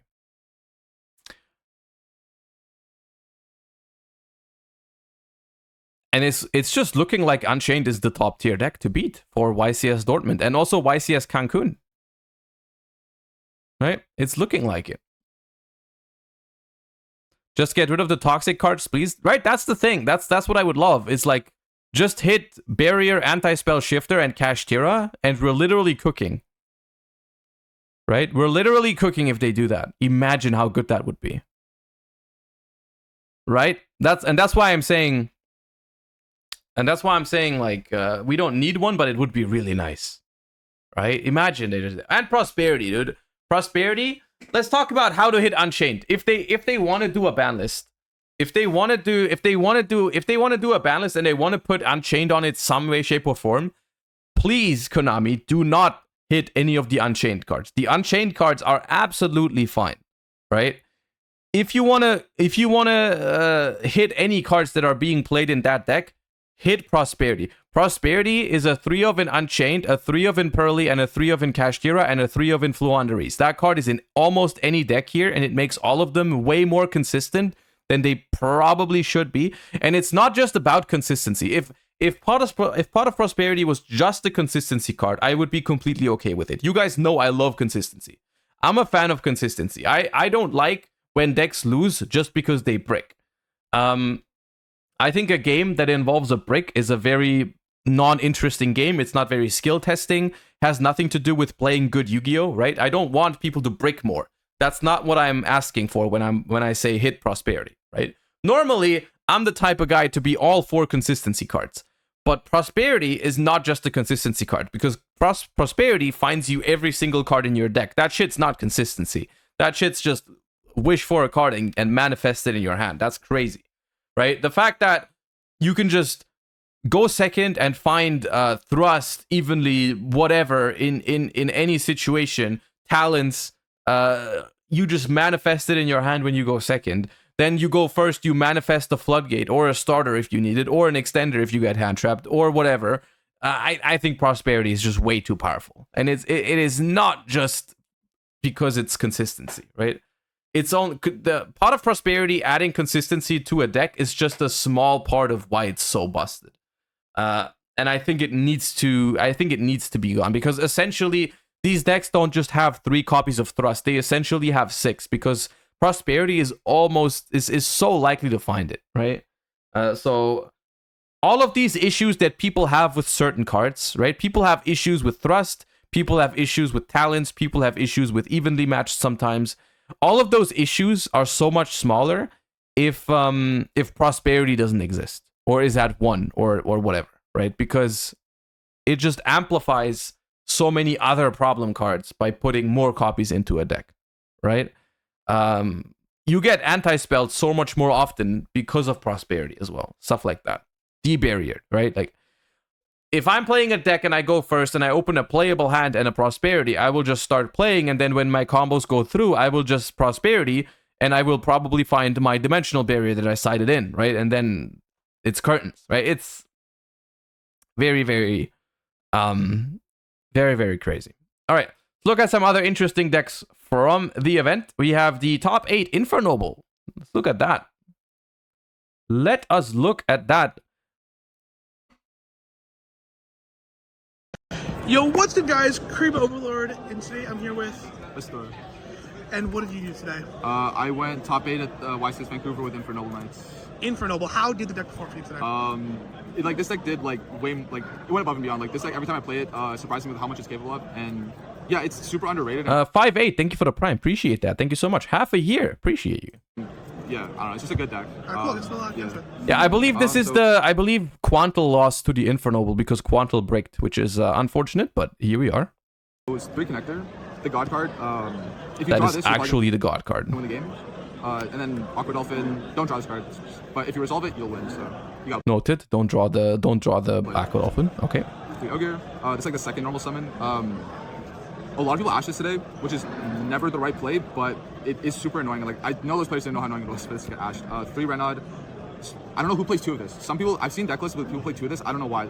You're weird if you play 2 of this card. This is the best Infernoble Knight for sure. You're weird. 2 Oliver. This is how you play when your board gets wiped. You need I 2 see. of this card. To be fair, let me go to the left because right now, okay, I'm seeing a lot of people play less Infernoble Knights. Like it's a lot of Infernoble decks have like one of each of these.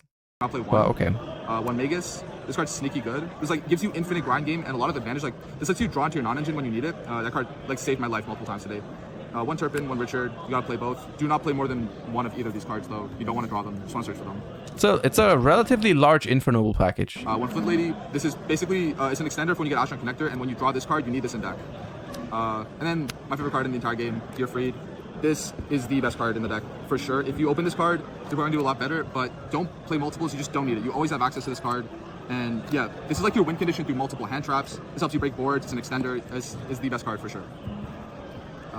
All these one-offs are correct. Yeah, Infernoble is one of those decks where the deck profile looks all over the place, but because it has so many cards that search other cards, it can be completely correct to play only one copy of a lot of different monsters because you have so much search power in this deck that there's no need to play multiple copies of a lot of your monsters because you will simply find all of them whenever you need them. 3 Durandal standard, 1 Almace, 1 Joyous, 1 DDR. This should be standard. If you play Living Fossil, you're weird. And then Phoenix Blade. This is all pretty I like how you're just insulting everyone who's playing anything else. much standard. You have to play 5 equip spells with different names, and do not play like different ratios. This is fine. Theme Museum. This is a custom card. Every time I open multiples of this, I play through all of their hand traps. This helps me break boards. This is just a broken card. Yeah, not once return is pretty crazy. Yeah, dude. Who wrote the text on this card? I'll never know. 3 more copies of Museum, or just your entire deck. This searches your entire deck. Card's broken. Also adds them back from the graveyard. This card's really good. And then the Rhoda. It's a warrior deck, so yeah, you need 4 copies of Connector, not 3. In the non-engine, I played 9. 3 Book of Eclipse, which is the best non-engine card, without a doubt, to main deck. This killed Pearly. This killed Cash. This killed basically every like meta deck I played into. This card's so good. 3 Book of Moon is just the bad Book of Eclipse, but you need 6 because like all the Pearly players are on cross out. And if you're gonna main deck books, what's the point of like booking them if they're just gonna cross out you? So you need like 6. You want to draw multiples. Cross out seems nice in Pearly right now because like you get to cross out books in game 1, and then you can even side in D barrier for game 2. So that seems nice. And then 3 Imperms. I played no monster hand traps in the main deck because I did not want to play into Talents when I was maining basically mostly board I like that. breakers. And hand traps didn't feel like they did enough into any matchup, so I just main decked these for like the meta decks, and then I sided for like all the random decks. The extra deck. 2 Angelica. If you play 1, you're just weird. 1 Roland. 2 Basically, if you're doing anything different than this guy, you're weird, chat. Charles. If you play 1 and you play into Cash, they're gonna go Special Summon Unicorn, break super hard past you, and then while you're trying to play through the board, they're gonna roll 1 for your extra deck. The only one you play, you're just gonna lose the game. So play 2 of this card. If you play 1, you're Psycho. Baron. Or you're a psycho. You're not even weird if you play one of this. You're an actual psychopath. This is Baron, yeah. 2 Charles. You play 2 because you end on 2 sometimes. This card's sick. Not hard once per turn, so yeah. 2 Isolde. You need follow-up, so you play the second one. Also, some people imperm this on the summon. I'll never know why. Like, read the card. The first effect is useless. And then you need to summon the second one to resolve this second effect, because that effect is actually broken. Yeah, not wrong. All of the good players, though, because I don't think I played against anyone that bad enough to imperm this on summon. They all wait for the second effect. So yeah, shoutouts to them, I guess. Ferocious Flame Swordsman. Ibli is still legal, so you need a generic link monster to get it off your field, and this is a Fire Warrior, so link it away with your normal summon, special summon Renard, Isolde, full combo, then you're good. Oh, also, I was expected like some random players to play Contact C, so yeah, this guy's pretty good. Rattan. You basically just need this for like the 1-card combo to get rid of your Isolde, and it's like a pseudo disruption, which is surprisingly broken into Cash tier, because like if they go special summon Unicorn to try to break your board, and you have like a weak board, this will just destroy Fenrir at the start of the battle phase, so they can't like banish your shit face down. So yeah, this card's weirdly good into Cash. This is the funny card. If you play Access Code Talker, I actually don't know why. Why would you climb into a Link 4 that's not a warrior? This card is automatic with everything, pops 4, so yeah, this won me so many games going second where I got like D-barriered and I couldn't synchro summon, so I just I'm gonna be honest with you, I don't know what that card does.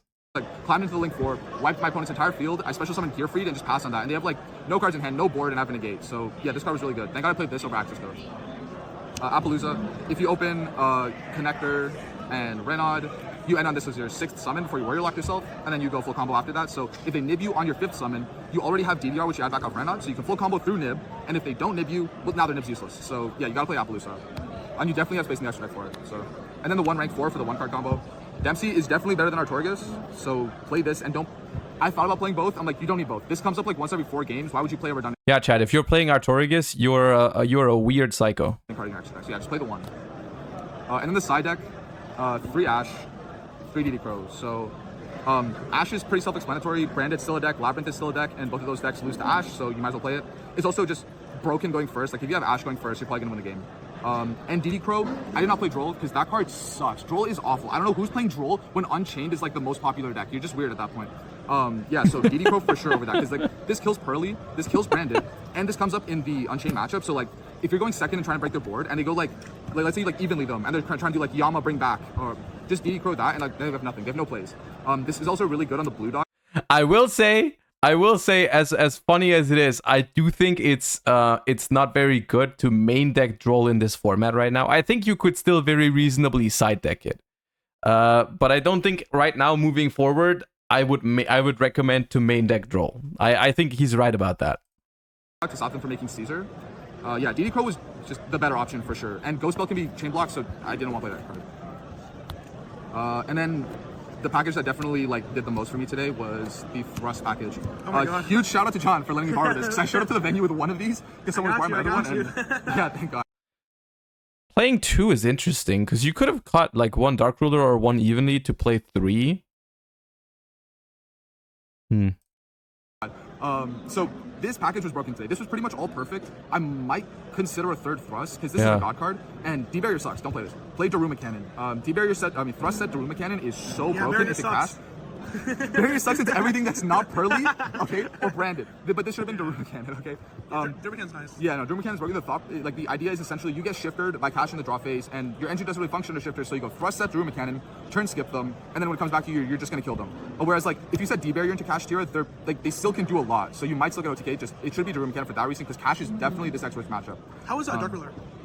So I resolved Dark Ruler maybe once, and it did not win me the game. So the reason to play this was like for Unchained, because like I need just more outs to Caesars, because that card is insane. So you go like Thrust into Dark Ruler, turn off the Caesar, turn off the Rage, and now all you have to deal with is the... Yeah, Dark Ruler is not bad against Unchained. I mean, the thing about Dark Ruler against Unchained is you're gonna have to go into a grind game, right? Because you can't kill them that turn, and Unchained is scary in the grind game, but if you have Dark Ruler against Unchained, it doesn't really matter what endboard they decide to do. It's always going to work, right? It's going to...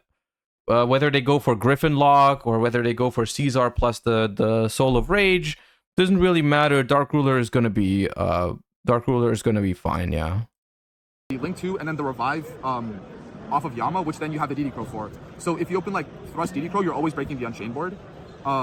It was okay though. In theory, it's really good. It just didn't come up that often today because I did not play against Unchained. Okay, so one issue with Thrust plus DD Crow is that you have to force... that is one awkward thing. Thrust into Dark Ruler is very, very... is awkward because in order to activate Thrust, you need to play into their field because otherwise you will not be able to activate Thrust, right? I think I would argue against Unchained. It's like you will really have to hard open the Dark Ruler. You opening up the Thrust isn't that great. Herald is good. Herald is good against specifically Pearly and sometimes a Rysart. Herald of the Abyss was great, except for when it got judgmented, but I mean, what are you gonna do? And then Duster was obviously also great. And Evenly Match was super broken. Every single time I searched Evenly Match, it was just game. Like it was just over. Like I wiped everything, and this card is insane. By the way, now that we have the Thrust package on the screen, Sora das Raupi, thank you for the 3 months, appreciate you. Now that we have the Thrust package on the screen, I believe Thrust is single-handedly the reason why people play a lot of anti-spell right now. Like I'm seeing people like Pack playing anti-spell in the side deck last week. I saw a lot of other people play anti-spell this week. I think the reason for that is not that anti-spell is insane against a lot of the meta decks, because it's like it's good against a lot of the meta decks, but it's not like insane. But the freaking the fact that when you activate anti-spell, you don't have to worry about Thrust or Talents anymore is very, very big for a lot of decks. Like not having to worry about those cards, because everyone is playing Thrust and Talents in this format, which is like, yeah, it's insane. How much cash did you play against? I played 2 cash in Swiss, and as far as I know, there was no cash in top cut. So yeah, Yeah, it was 13% representation. The fourth was Yeah, deck, so like, it was like very there was cash in Top Cut. like. I think that was only like 4 players out of top 32, which is kind of yeah. small. I think like I prepared very heavily for Cash Tira. I should have been more prepared for Unchained, but I think even then, like it's really hard to prepare for Unchained. That's like a crazy good deck. So yeah, but all of the worst match. That sums it up really well. Why people like Unchained so much. Unchained is very different from the other decks in the format right now. Right? It's very, very different. It doesn't lose to most of the cards that people are using. You know, it doesn't lose to Droll and Lockbird, which was a very popular card in the beginning of Duelist Nexus format. It was it's just it doesn't lose to Droll. It doesn't lose as hard to the books, right? I mean, you know, Book of Eclipse will flip over your Caesar, but you still have Soul of Rage, you still have the back row. It's now people like decks like that in a very diverse format. When you have a deck that's just very consistent and very resilient to popular tech choices, that's nice. I was super ready for it. This side deck did everything. I was almost gonna play a different side deck. Thank God I did not. This was insane. Thrust is the best card in Yu-Gi-Oh! You have to play this card. And yeah, that's it. Yeah, Thrust is good. Yeah, well, thank you so much, then, once again. Yeah. Interesting deck profile. I like this. The reason I like this is because I can't judge much about Infernoble. I haven't tested the deck much. I genuinely haven't. So it'd be foolish of me to sit here and be like, I don't like the way you've built this deck or whatever. But the way they presented the deck, to me, it felt like they knew what they were talking about. And if you disagree, you're just weird. Well, you know, still, it does feel like they knew what they were talking about. So I would be inclined to think that they knew what they were doing. All right, we have my boy Quanto topping his first YCS. Literally, think about it. A literal world champion topping his first YCS. A month after winning the world championship. Isn't that crazy? Let's go. Hey guys, I'm from the Disciples, here with Quantal, who made top 16 of YCS Vancouver with Rescue Ace. Yep. How are you, sir? I'm doing fine. I am genuinely interested in why we decided to play Rescue Ace, by the way. Could have been better if I went further, but breaking in the grass system, yeah, fine. It's always the way. Before we get into this, any shout-outs? Shoutouts to WAF, Farpcord, especially to Raf, Zed for being gaslit with me a lot by Herman. Never play a deck this man plays. Yeah, just draw Airlifter. It's that easy. So how did you end up playing Rescue Ace? Just getting gaslit? Herman really said that Rescue Ace was good. Oh no, we listened to Herman? Is that the reasoning? Oh god. And he made it past day 3 of testing. So that meant surely it was good. Okay. Right, let's just get into it then. How many cards in the main? 40. Had to be consistent. I mean, if I play more than 40, I'm like, insane. Herman literally gaslighting people into thinking a deck is good because he won a game of dueling book with it. But yeah, starters, so 3 Airlifter, 3 Hydrants, and then the Rota 1-for-1. I mean, you need to max out starters. And that's why you have 8. Okay. This is like the worst starter because it doesn't actually do anything. You need to like 2-card combo with this, otherwise you're just Heat Soul passing. But yeah. Phenomenal. If you draw this against the Seal's Pass, you win. So in Archetype Hand Trap, Impulse. Yes. This card is crazy against Cash and Purely. Purely, when they see this, are in shambles. Because this is out noir on its own, practically. Yeah. I played 1 target that like was fine to summon. This was good against Purely because you summon this, get Airlifter. Yes. And you can set up draw phase if you didn't hard to open Preventer. Set up Preventer in your draw phase so they can't trap. Yes, yeah. Did you ever miss Fire Attacker or not really? No, I didn't draw Impulse that often. And most of the time I didn't want to activate it because of Yes, Thrust. yeah. Played 2 Preventer. 3rd one never came up. I mean, it's just Book of Moon. This card's like custom card. Custom card. It just makes your lines insane. It also is really funny. You can put this on a plus amino to detach of Dweller, and it triggers Engrave. Very funny. Oh, that's pretty funny. Okay, that's And fun. two Turbulence. You need to play 2. If Rise Heart banishes Thank both, you, Omni. you're like... You're Where's the crying. deck gone? Yeah. So yeah. Now for hand traps, 3 Ash. Yep. 3 Nib. 3 Emperor. I also play 3 Books and 2 Talents. How's talents? Talents was fine. I drew it when I needed it. Smart. Like, honestly, most of the time it was ass. Like, a lot of Wait, people were what? just booking my guy. What was it? Was it good? You drew it when you needed it, or was it ass? Like, what are you saying? My hybrid, for example, and I like crying because I have Talents in hand. But a lot of the time as well, if your breaking board is going second, like Talent Steal It's just against one of the best Purely, cards, right? it's like nuts. Yes. Yeah. And I guess Cash is like a free win. Yes. Unless they have lands, but they never do. They never have lands. Simply. 3 Prosperity for consistency. Yep. I mean, Has to do it. please ban this. 3 Emergency as spells. This is like the worst thing to draw if you have no rescues. Because just like It's fake starter, fake starter. Yeah, like for example on a feature match, I had to Emergency Alert combo. Rescue and the Extinguisher Contain as the targets for Turbulence. I mean, it seems like the list is solid, right? There's not that much to be said about it. It's all right. Sometimes you decide to Extinguish. Contain is just the FTK versus Dragon League, so... Do you ever wish you had Reinforce? No. I still don't know what it does, by the way. In the foreign lands, we will enlighten you. Sure. So my extra deck is... I don't hate this deck, by the way. I think it's like a fine deck. I just don't really see what it does better than other decks. Is kind of my take on Rescue Ace. It's like it's all right. I just don't really see why I would play it over other options that that are still there, right? I don't know. But it's fine. It can still work. I mean, obviously. Anima, Dark, Hita, Sonic Wolf. I love that it plays Sunlight Wolf. I mean, these 2 are just the generic. The best cards, really. I mean, these are just insane. Yeah. Sometimes you have to Hita summon and crash to like play, which didn't happen this event, but sometimes it happens a lot in testing. Sonic Wolf, I summoned this the most out of everything. Yes. This is nice. Sadly, no one plays it Anima anymore. It's really sad.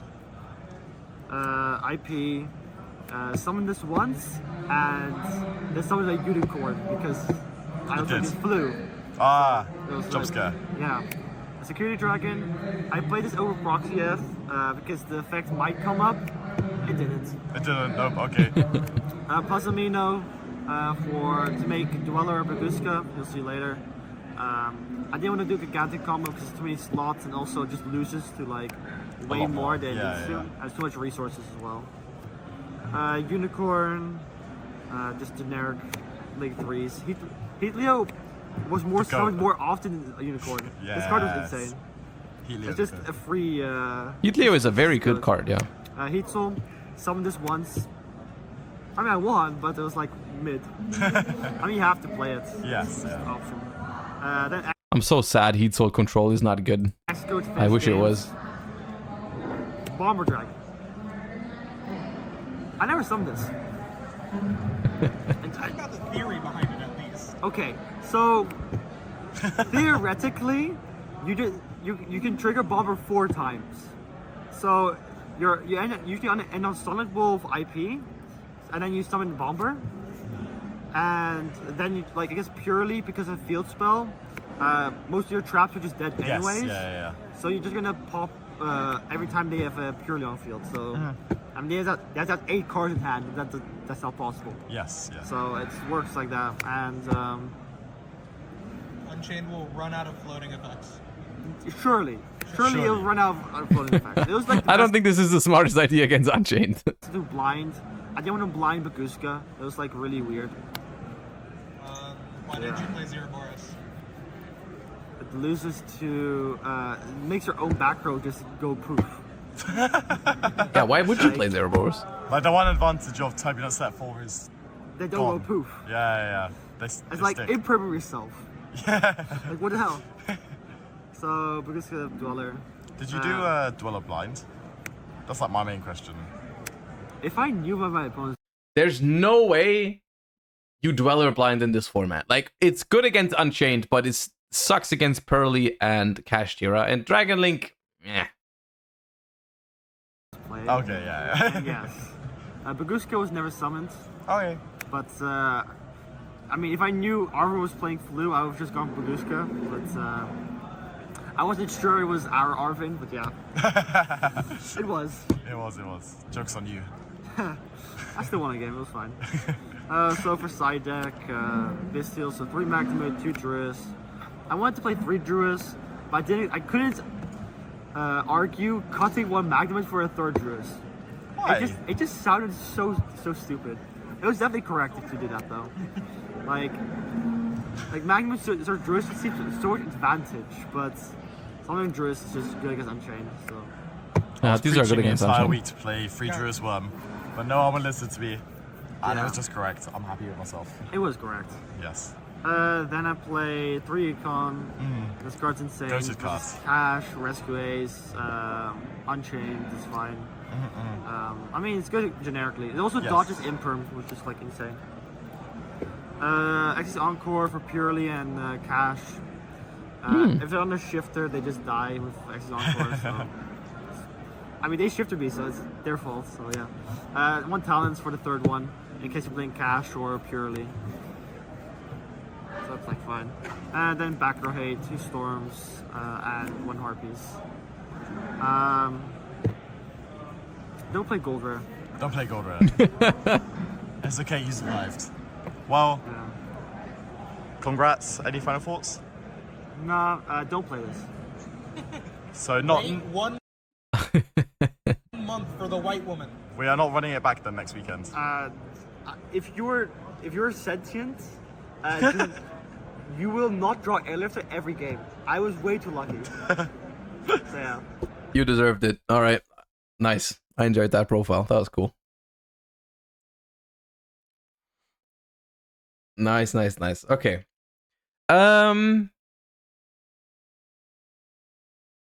With the Chimera brand that doesn't have a profile, that's unfortunate. I was gonna look at that. Yeah. Okay. We have a Manadium that we can look at. And then I think we're through with all the interesting stuff. Well, no, I'm not going to look at like Pearly or Kashtira right now and Dragon Link, because those decks I feel like have been worked out already. Hey guys, we're here with Vivek, who finished top 32 at YCS Vancouver with Vanadium. How are you liking the deck for the format? Pretty good. I think the deck is super underrated. A lot of people wrote it off, but I think it can definitely catch people off guard, especially if they're not maining or at least siding Droll. Awesome, and before we continue... So I played against 2 Manadiums at locals last week. And I just 4-0'd them. But I did play Salamangreat with 12 hand traps, so that might have been part of the reason why. You definitely go check them out on YouTube, Snake YGioh. I'll have the link down below, and well, let's get right to the list. Yep. So, most important card, 3 Visa Starfrost. I know some of us played 2 of this. I do set out 1 going second, but he's very important to see. Well, Vanis, thank you for the 6 months. Appreciate you. Every opening hand, you can summon him with Obsidian, and you can pop like basically any monster in your deck to summon him. And I will say, I do not think that Manadium is underrated.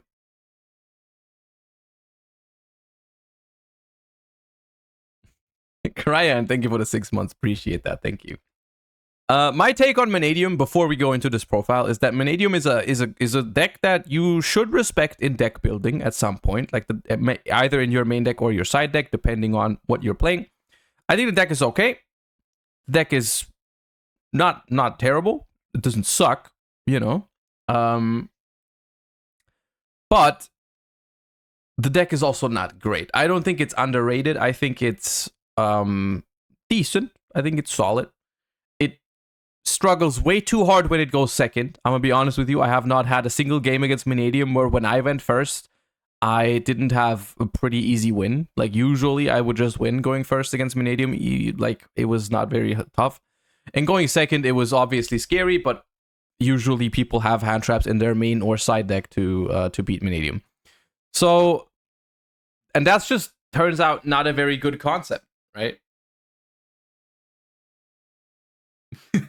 Acunim, thank you for the 16 months. It's not a very good concept to have a deck that needs to go first because that already gives you a 50% win rate.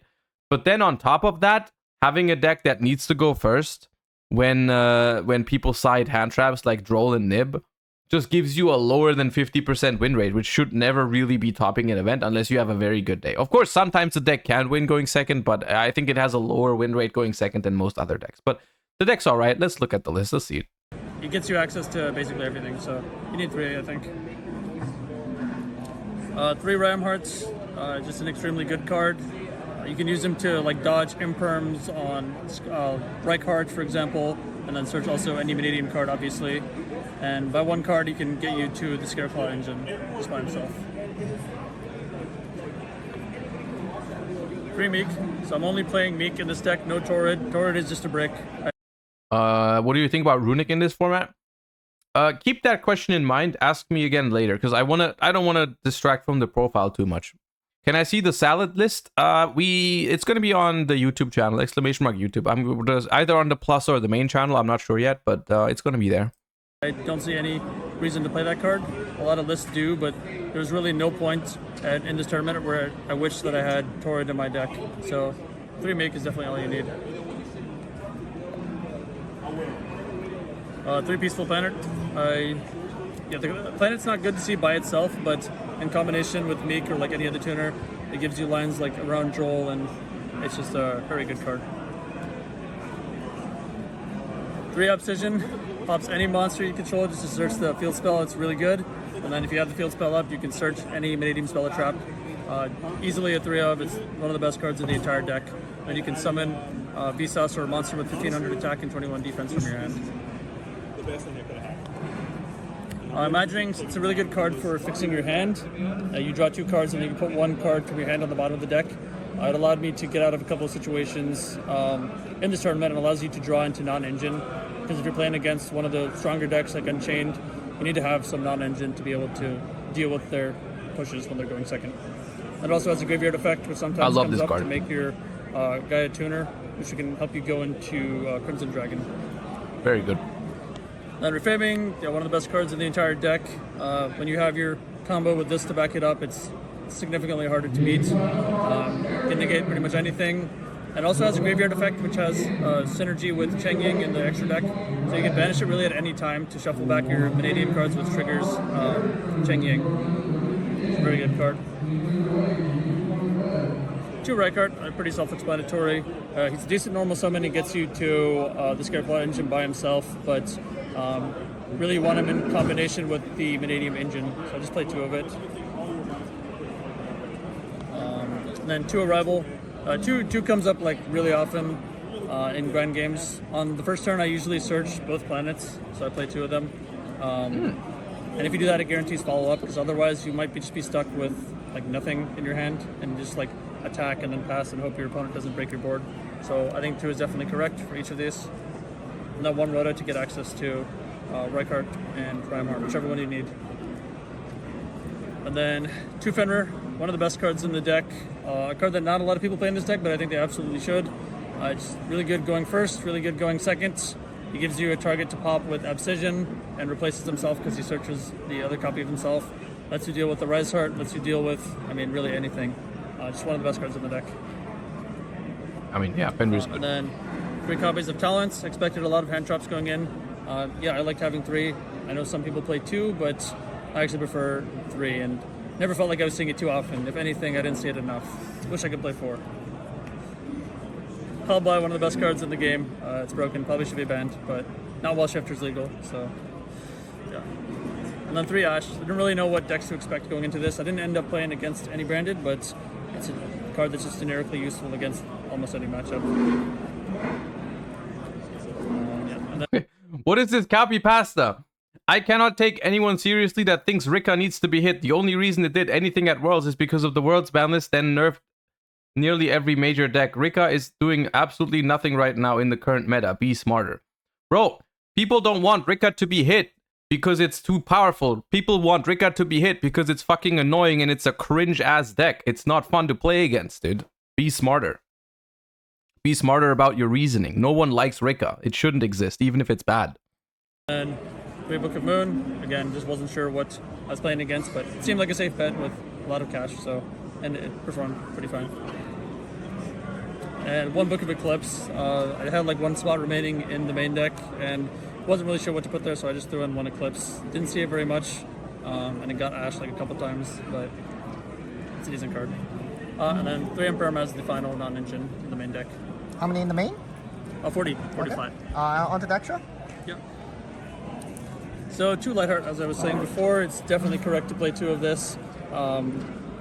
Yeah, because if your board gets broken, or even if it doesn't get broken on turn 3, you need to have that other planet for follow-up. And he's not once per turn, so you can get both. The search effect is not once per turn, so you can do both of them on the first turn to get both planets.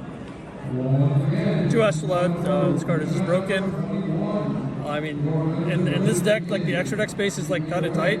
There's like several different cards competing for that last extra deck spot, so even a 3rd Astrolad could potentially come up at times, but I think 2 is fine. Yeah, he just lets you trigger Cross Sheep, get access to Baron, make Dissipator, and then he's just big, just pops and pushes for a lot of damage. Extremely good card. And then my QCR Armitara, yeah, searches any mini Announces the rarity with it. That mentions Visa Starfrost. They're very proud of it. And he's treated as Vsauce on the field. Phenomenal. Obviously one of the best cards on the deck and one of the newest pieces of support from Dune. Yeah, really nothing to say there. Just a really good card. Cross Sheep, yeah, it's part of like the main combo lines with the deck.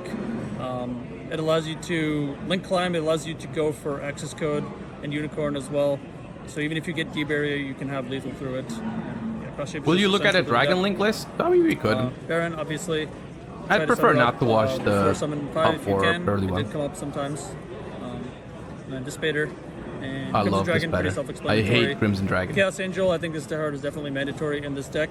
It's so easy to make with lights and darks, and a lot of decks have a hard time dealing with that. Yeah, just a very powerful card. And being able to have banish removal, it just triggers like on summon and just target any card on the field and banish it, is very good, especially when you have decks like Unchained in the meta. And speaking of banishing, we have Cheng Ying, the big Chengus. Yeah, anytime a card is banished, you can non-targeting banish a card from field and grave. And he's just big, and he makes your opponent's monsters smaller. Not much to say about it. I mean, it's technically a flex spot, but I like it. And then Excel Synchro. It's good for having anti-nib lines. I unfortunately got punished in my first round of top cuts because I wasn't playing the Stardust Dragon this time. I was playing it before, but I ended up cutting it for one of the other cards in my extra deck. And I actually got nibbed when I could have used his effect if I had Stardust Dragon. So I think Stardust Dragon might actually be worth playing. Yeah, Excel Synchro is pretty nice. You can make Dissipator or Baron off of it. Yeah, and then Unicorn Access Code, not a card that everyone plays in this deck, but I think it's mandatory. It just makes finding game like so much easier. And if your opponent has like D-Barrier or any other BS like that, yeah. Deck Doctor when? We'll do Deck Doctor probably next week. It's good that you reminded me. I wanted to plan it this weekend, but I was sick in bed the entire day, so I didn't really bother. But we're gonna do one soon. Unicorn Access deals with it. And the worst card in the extra deck, unfortunately, was Apo. I only made it like a couple times the entire tournament, and it really underperformed. So this would probably be switched with the Stardust Dragon. And there are a couple other cards that people play in the extra deck, like the Ice Jade, and yeah, some other stuff like that. So yeah, it's extra deck. And finally to the side. Side. 3 Droll, I decided to keep Droll in the side. I was playing it in the main before, but like with people hyping up Unchained, I just expected that it should probably just be in the side deck. Didn't come up too much. Good decision. So I didn't really play against. I didn't play it against any Vanadium or like anything that had like super weak to Droll, so it wasn't that great. But Nicolas Cage thing for the 6 months. 3 Gamma Seal. Gamma Seal was pretty good today and yesterday. So I played against like 4 Cash. I played against a couple Pearly, and I was playing Kurikara before, but sometimes you just need the Gamma Seal like right now to, and not depend on your opponent activating stuff. Yeah, so he's pretty good. It's also level 8. I took control of it one time and made Baron with it, because I have a turnaround board, which is great. And then free nib. Some decks are weak to nib, some decks aren't. I didn't see this card very much at all. I don't know if I Did you already watch Richard's profile? I haven't, but we've seen. Is there anything special about it? Because we've already talked about Unchained. Unless there's anything spicy about it, I don't think we need to go over it. Because we watched Jesse's. I put it in against my cash opponents. They went full wombo combo, and I just didn't see nib, unfortunately. But I think it's still good to play on the side. And then 3 cross out. Cross out was decent. I mean, it's just one of the ways of dealing with imperm, which can be annoying. And then obviously for nib and troll, I think it's good. And also against cash, it has the additional benefit of you can cross out Fenrir, which kind of hinders their place. And you can also use it to trigger Cheng Ying at any time. Nice. 2 Cosmic, because it's good. And then 1 Heart Piece, because it's Heart Piece. Yeah. All right. I mean, I'm not too excited about Vanadium, but I wanted to showcase the fact that it did still top, right? It was there. It's not completely gone from the format, right? That is worth noting. Okay. You guys wanted to see at least one Dragon Link. Let's just watch the best placing Dragon Link list that we have, which is this top 16 one. Yes. Okay. Hey guys, we're here with Alex, who went top 16 at YCS Vancouver with Dragon Link. How are you liking the deck for this format? I've been playing this since Shenping Zhu topped that UDS, or won that UDS back in the beginning of 2020. No, that was 2020, that's 3. So this format, I think it's pretty good. I wouldn't say it's in the best 3, but it's definitely like the 4th, like with those 3 being like Pearly, Cash, and Unchained. It's just unfortunate that it's like iffy matchups and all this. Okay, well, before we get to the profile, I know you have a YouTube channel of your own. Want to shout that out? Wait, it has you're saying it has iffy matchups with the other 3 top? I don't think that's true. I think it's all right against Unchained at the very minimum. Yeah, absolutely. So you can find me at Wizard. Also, it's crazy. It's crazy that he's saying like, "Oh, I've played this deck for 3 years now," and it's just Dragon Link's been there forever, dude. It's funny. Man. Wenzel YGO. So we'll have the link in the description, I'm sure, because everyone misses second L my last name. So okay, awesome. Well, let's get right to the list then. Sure, absolutely. So I'll start it sorted by engine. So we have the rockets. So it's Double Tracer, Recharger, Caliber, and Abstrider. I still play Caliber. I know some people have gone to like the double Recharger, but we cope. We can just shuffle back and regain if we need it. And Caliber came up at least one time where like they were booking the Tracer and I still needed the tuner, so I was able to trace the target itself and get it out. So this makes sense in a format with a lot of books, I think. It's also I didn't get to use the effects of Caliber at all, but it's pretty good if like they negate a Bisteel and then you tribute it to special Magnum upper hand, you still get Magnum effects. So overall, I'd stick with those. And then into like the Chaos Dragons, we have Free Safer, White and Black, and then Levianeer. Some people have been cutting Safer to 2, but we're playing 47, so I wanted to have like 6 normal summons, and it's pretty good. It's hard. I think less people are on Droll now than they were at the beginning of the format, especially now that we have more concrete data from the YCSs. So I thought Safer to 3 would be fine. There was one game where I had Safer, and then I had the Black Dragon hand already, so I like normal Safer, sent it for cost for itself, I got Ash, and then just summoned this, and I'm sure my opponent was not happy about that one, but still, 3 Safer. There's another combo here with Bisteel Sarnier that's really good. You basically send Sarnier, add Magnuma, Sarnier, dump the Luvelian. Dragon Link is the only deck where they can just drop the number 47 in a deck profile, and I'll just be like, For Dragon Link does not obey to normal human logic. Link it off and then banish the Safer to get the Luvelian back, and then you have access to like all your. Or Rika, true. Rika also gets away with it. Rika can literally play 60 cards and they will still open Loci because that's just the universe works like that. Like Mathmech and Rika can also just say any number and I will not care. Like Rika 60 cards, you still open Loci. Mathmech 60 cards, you still open Circular. And then Dragon Link is just like the thing about Dragon Link on a serious note, Dragon Link actually does have reasons to play more than 40, like actual solid reasons. Like you don't want to draw Boot Sector, you don't want to draw Dragon Ravine. Your deck is not dead if you draw those cards. It's fine, it works, but it's just more efficient if you don't draw them, right? Like it actually has reasons to play slightly over 40. The same is true for like Branded Beast. You don't want to draw that card if you play it. And for Dragon Link, it's more like a case where you can play a little bit more than 40. you can just add other high quality cards to your deck, right? Like it's not like you are heavily decreasing the average quality of your cards if you add more good dragons into your deck. There's a lot of other good dragons you can just add, right? And so it kind of works out for Dragon Link to go slightly over 40. Steals off 2 cards. So then we got the Red Eyes package, so 3 black metal and then the 1 darkness metal. Like this one, right? You can have a 40 card deck without those, or like in this case a 43 card deck, but you can just add those and you just have high quality normal summons that you just add. You can just go higher if you want to.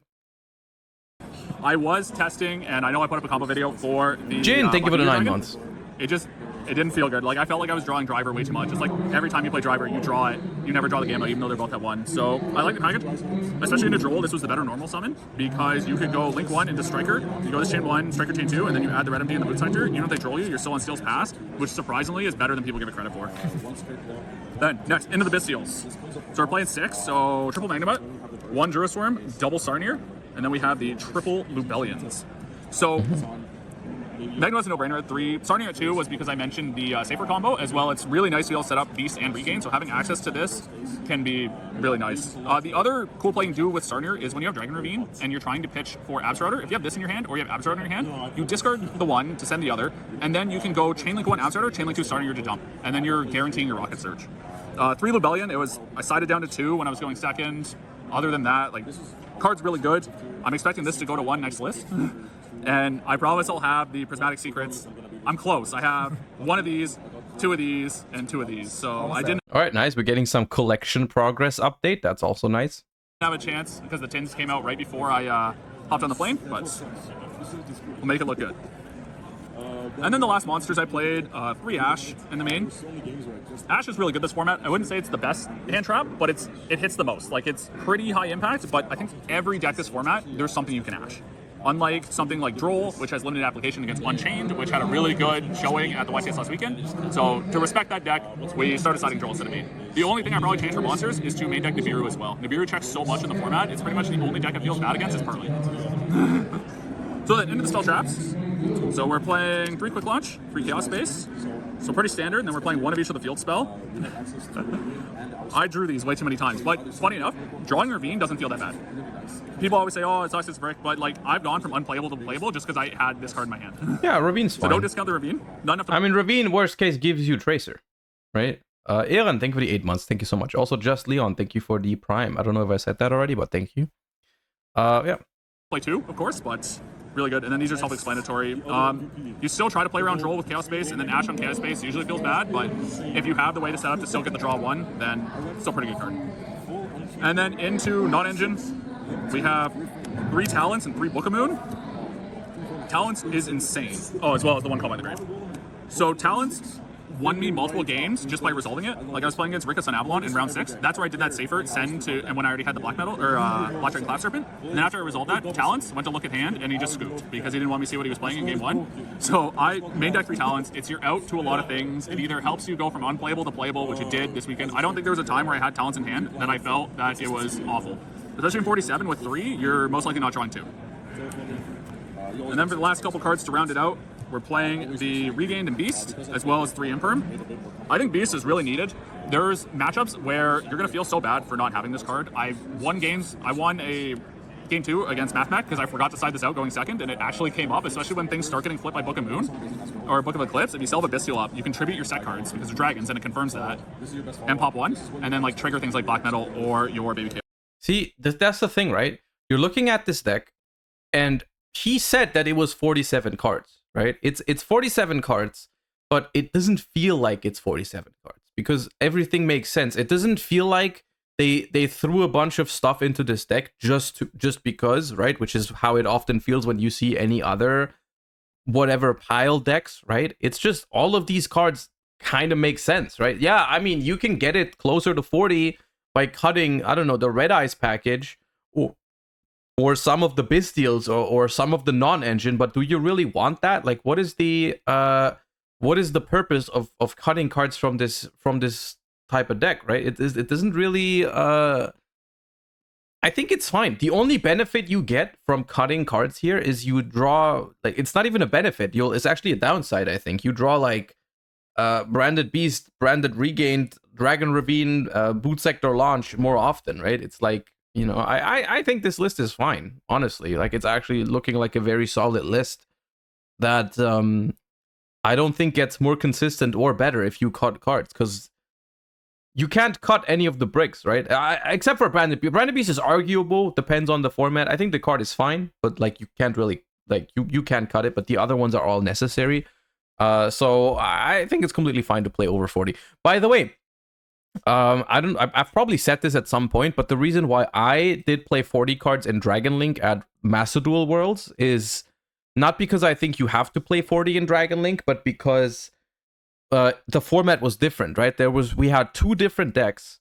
I had 2 decks, and I did not want my opponent to know what I was playing based on the number of cards in my deck, right?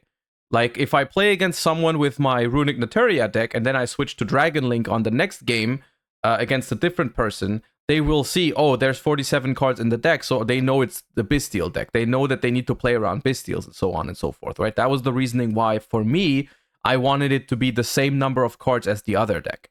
That does not mean that you should always play 40 cards in Dragon Link everywhere. But yeah, it's a different story. But yeah, well, I like this list. Chaos Dragons. Imperm I'm iffy on. It felt fine. You need it for the Kashtira, but I think that's what, if you're going to play 3 Nib, instead you replace the Imperms with Nib. Other than that, regain, insane card. I wish it got a higher rarity in the tins, but that's what it is. Next time. If they don't hit this. Extra deck, yeah. Exactly. So, extra deck's pretty standard. There's like 2 flex spots in Dragon Link. The 13 are pretty solid. Not 12 to 13, but we'll just go through it. So, we have Striker, Pisty, Romulus. What do you think is the best deck of this format? It's hard for me to say because I haven't tested nearly as much as I wanted to or as I should before I make a statement like that. Simply because I've said this before, I expected a ban list until YCS Dortmund, but it's not looking like it now. But that's why I haven't put as much thought into it so far. I personally think it's what I would play if YCS Dortmund was this upcoming weekend or whatever. I would probably go with Unchained or Pearly. I like both of those decks. I think they're good. I think they suit my playstyle as well. Like, they're kind of like mid-rangey kind of decks. I think I like those a lot. I'm not a huge fan of Kashtira. I feel like the deck still has a target on its back. And I think Dragon Link is a little bit iffy because it has a couple matchups that are more problematic than the other decks. I think Dragon Link's fine, though. Seals, Dark, and then my 2 flex spots were IP and Azalea. Marcus Shafanta, thank you for the 4 months. Zen Mighty, thank you for the 17. That's a very long time. And Dolphin Fed, thank you for the 3. Thank you for the first month, actually. Welcome, appreciate you. IP, because I found too many times I would have like Seals and then like 1 to 2 monsters just left on my board, and it felt really awkward. So I'm like, if I make IP, it helps me put something in like the corner of my board. It could come up, especially if you've gone through Magnemite. You go like Druis Worm, and then you use IP to link with the Druis Worm, so you get the Send. And that's where Azalea came in. Instead of Nightmare Unicorn, because I figured whenever you're going into Unicorn... What do you think should be hit for Dragon Link without killing it completely, but not seeing it in the meta anymore? What kind of question is... Isn't that killing it if you don't see it in the meta anymore? This reminds me of something. That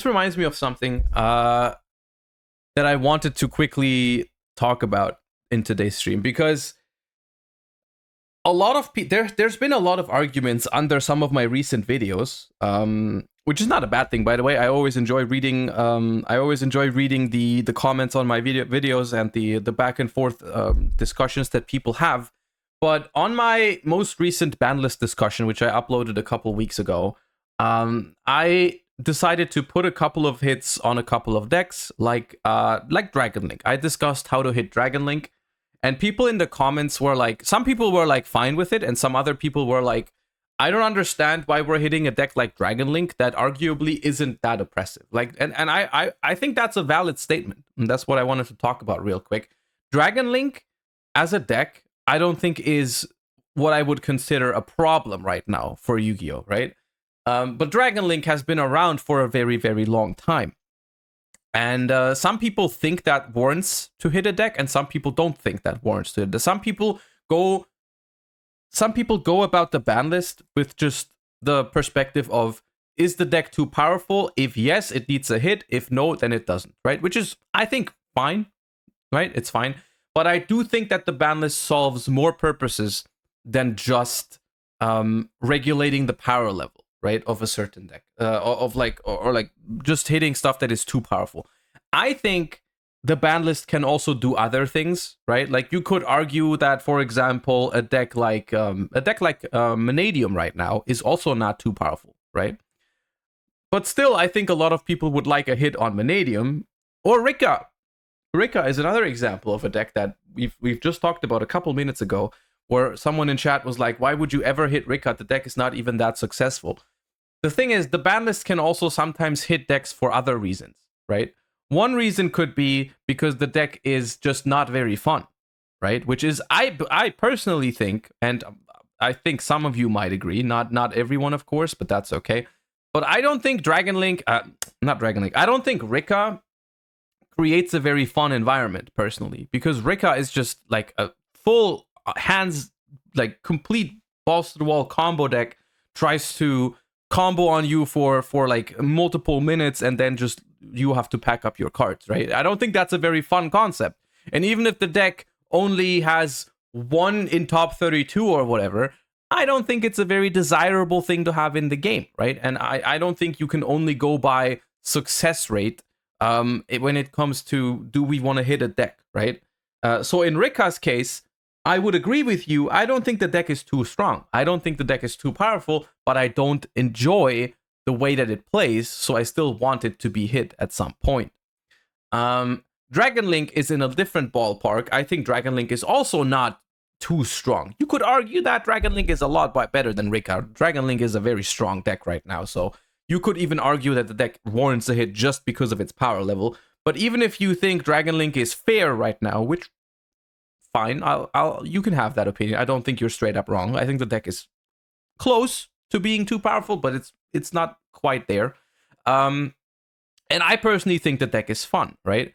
But I can definitely understand that people want a shift in the metagame to a point where, if you've played against the deck for like 4 years pretty much, and Dragon Link has been a deck for about 4 years. Dragon decks have been a thing even longer, but Dragon Link as an archetype has been a thing pretty much since 2019, right? It's just gone through different iterations. And at that point, the question is, are we just fine with that? Do we want the deck go through like different iterations, and just do we want it to exist, right? Do we want dragons as a deck to just exist in Yu-Gi-Oh for years and years and years, and it just always changes and adapts a little bit, right? You get new dragon support, put that into the deck. You have old dragon cards that eventually get hit on the ban list, like Chaos Ruler or whatever, right? Like for a while, the deck was a Chaos Ruler deck. Then Chaos Ruler got banned. Then we got Bystials. Now it's a Bystial kind of deck, right? I personally think that dynamic is okay. I personally don't hate the fact that dragons as a deck is a thing in Yu-Gi-Oh! And we get different iterations of dragon decks, right? I think that's okay. But that also means that eventually you get to do some hits on the ban list on Dragon Link, right? Just to force it to change, right? Because I do think if a deck stays in the meta for too long and just always does the same thing, I personally get tired of it, right? I personally think it's cool when you force decks to evolve with a ban list every once in a while, right? Like if you look at Dragon Link, and this is why I suggested to hit Striker Dragon, because I do think there's a world where you can play dragon decks without Striker Dragon, because you still have a lot of good tools for dragons without Striker Dragon. It's just people don't get to try those because the Rocket version is just better, right? And I got a lot of backlash from chat about it, but I don't think dragon decks would be dead if you, for example, banned Striker Dragon. I don't think they would be dead. I think we've even seen some people play dragon decks without the Rocket package in the last format, like Bystial control decks and whatnot. And I think that was interesting. I don't think the Rockets are the most fun thing ever to happen to a dragon deck, right? But so I don't know. I don't think we need to reach an agreement on it. Like, people that love dragon decks are gonna say, no, you're crazy, don't touch my Striker Dragon. People that are tired of Striker Dragon or tired of Dragon Link are gonna say, like, yeah, Striker Dragon can fuck off. I think it's I think the most important thing when you have a discussion like this one is to acknowledge that there is people that like have a different experience when they play against a certain deck, or have a different opinion in a card game, right? It's like people enjoy dragons and other people don't enjoy dragon, and I think it's completely fine for both people to exist. And I think the ban list should try to find a good middle ground for both, right? I think right now the situation is a Dragon Link hit on the ban list is 100% justified. I think that's something that should happen in some shape or form. I personally hope they don't kill the deck, because I like it, and I don't think it warrants to be completely annihilated by a ban list. I don't think it should, but something should happen, right? And when I say something should happen, I am not referring to Magnamut or Bystials in general, because to me, limiting Magnamut, I don't think is the key cornerstone of the current Dragon Link strategy. I personally don't think that's what like should happen. Magnamut to 1 should happen, but I don't think that's enough to force people to change the way they play Dragon Link. Because if you look at current Dragon Link strategies, if you limit Magnamut, people are still going to play the exact same deck. They're just going to take out 2 Magnamut, and I don't think that's desirable. I don't think that's like, the deck will still be the exact same as before. It's just going to be 1 Magnamut and not 3, right? And I don't think that's the best way to go about it. I want a functional change in Dragon Link, right? I want Dragon Link to still exist, but I want the deck to feel different to play against, right? I want something to change about it that makes me feel like I'm playing against a slightly different, slightly fresh, and more interesting deck, right? That is what I want. That's my 2 cents on Dragon Link, because I think that would be exciting. I think it would be exciting to force people to change the way they build their deck, because I don't want people to play the exact same list over and over and over and over again for like multiple years. That is my personal opinion on it. Like, the discard hurts, right? So we play the Azalea because, like, IP plus Durastorm is like a 2 for 2, and if this goes to grave, like, you weren't counting on it staying on the field anyway, like when you quick effect for IP. The other thing that this helped, it helped me in like a very like simplified game state against Labyrinth in my round 8. They had Lady in 1 set, and then I had Seals, I summoned 2 Rockets, and I was locked to Darks. So I linked the 2 Rockets off for Azalea, target the set. I forced out, it was Ice Dragon's Prison, and then I had Magna Button in hand, so I was able to chain interrupt the Lady. So I left him on like top deck when I had like Seals plus Magma Search. So I really like these cards, and I would recommend it. Next, we have Triple Burst, Access Code, Borland. This is why I don't need to play Unicorn, because Triple Burst is a Link 3. You use it for the Pisty lines, but speaking of Pisty, one thing that came up, especially in my early rounds, was if my opponent had a card that pointed into Mind Made Monster Zone, like if they had something like Sunlight Wolf, or if it was the Mirror, they had Borland. Take advantage of that with Pisty and your Link 2s that go diagonal, and then you're 1 less monster to resolve Pisty. So you can point to the zone that they point to, or you can put your Pisty in their zone and point to your like Seal's arrow. Last for the Synchros, we're playing Warlord Savage, Scarlight for time. I only went to time once, and I was already up on life, so it wasn't that bad. But I was playing against Pearly round 10, and I wanted to, they were at 1,000 life. I was able to Scarlight. It was a little greedy. I Scarlighted to burn for 500 because I had Lubellion on field, and so they couldn't use my friend. I ended up losing that game, so maybe it wasn't the best call, but I thought it worked out better. And then for the 10s, we have Dispatter, Baron, and Chaos Angel. I don't think I made Baron this whole weekend. Maybe once. Like, Scarlight for what? Dispatter is insane, especially when you start playing against decks that banish their own cards for Engine, because it's hard getting Dispatter to have a negate when you're playing against someone on later cards. However, like things like Salamangreat, where they banish Phalanx, or Claire55, thank you for the 13 months. Yes, we're doing Pearly and Mastodon tomorrow. I know that I told you we were gonna do it on Monday, but then I realized we needed to talk about the format, from YCS Vancouver, so I postponed it for one day, and then I got sick yesterday. So I postponed it to tomorrow, but we will do it tomorrow. Don't worry. Yeah. Or other cards, decks like that, you suddenly have a negate up. Plus the extension and being 3,500 attack, like IOTK.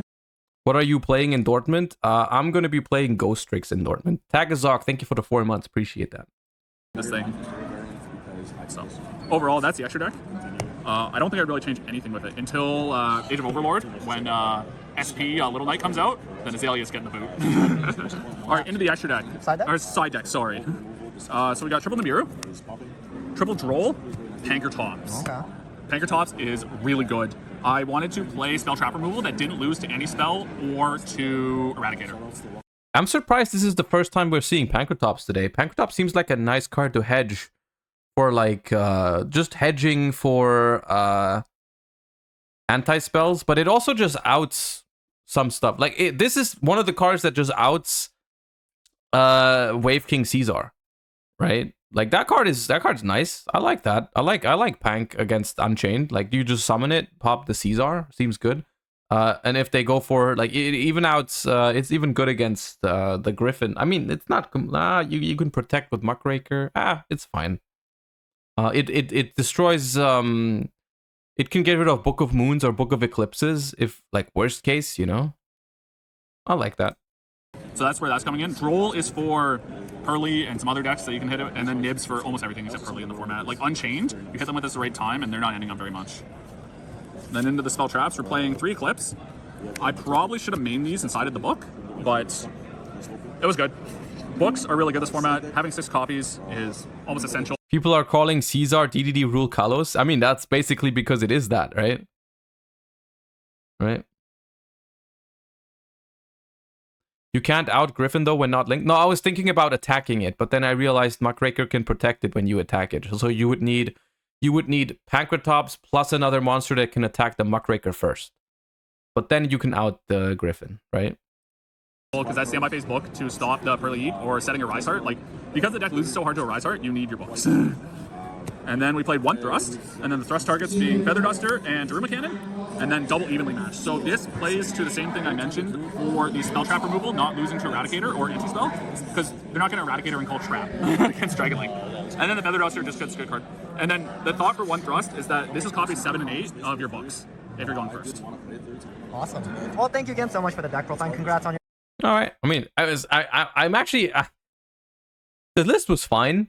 I'm just interested as to why you guys wanted me to watch a Dragon Link deck. Because people in chat have been saying, watch Dragon Link, and it was like exactly what I expected from it, which is the reason why I originally didn't want to watch it. But, okay, well, I mean, still, it was a solid list, don't get me wrong. It's just like exactly what everyone expected from Dragon Link ever, so cool. There was Pankratops. True. Is Labyrinth dead right now? No, it's just very bad against Unchained, I think. It's very, very bad against Unchained, so that's why it's not in a very good spot right now. Now, thoughts on Runic, this format? Okay. Runic is interesting, I think. Shocker. Hey, Josh thinks Runics are interesting. Very interesting. Very, very shocking. I think the deck, I don't know if it's good. I don't know if I would call it good, because the deck has a couple problems right now.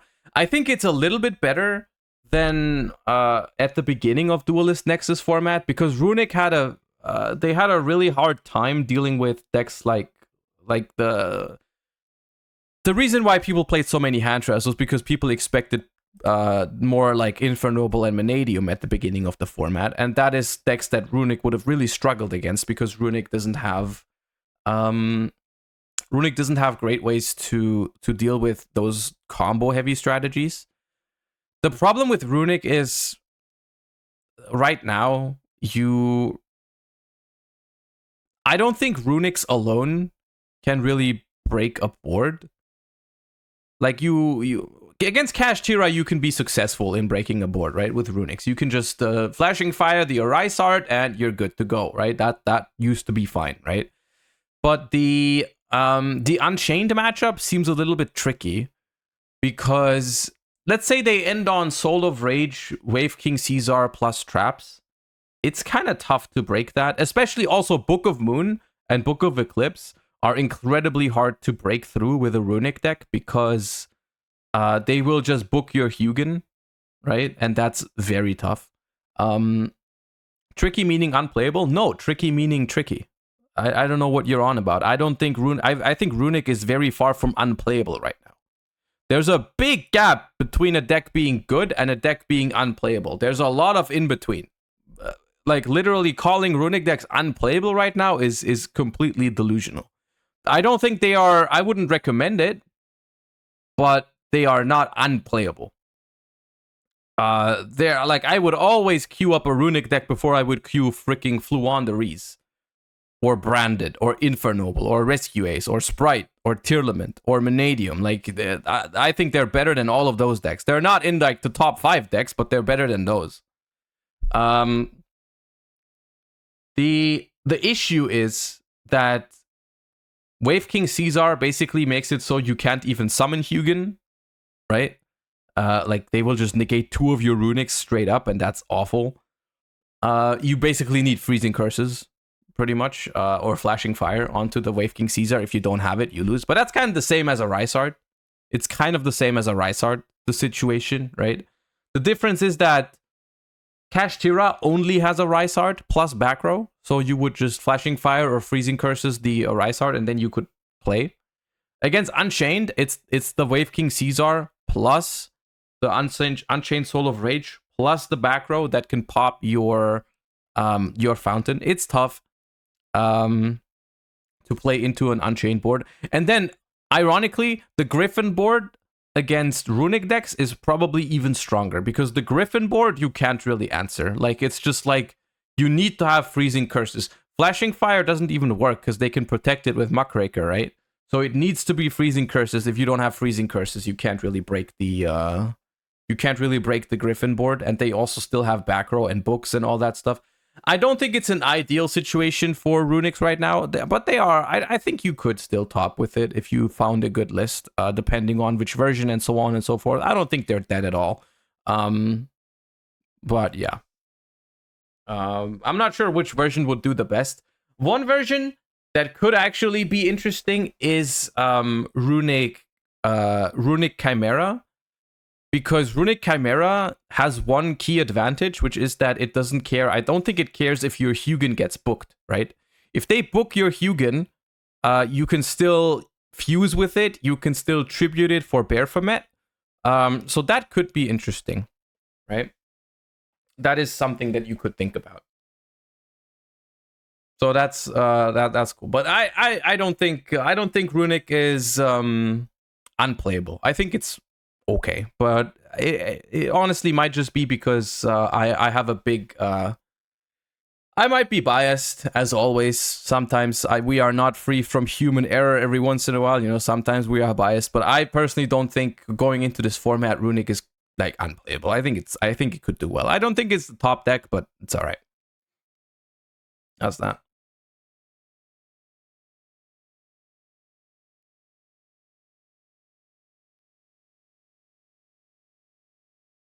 I missed what you said about Labyrinth because of ads. Well, Labyrinth is fine, but it just has a rough matchup against Unchained.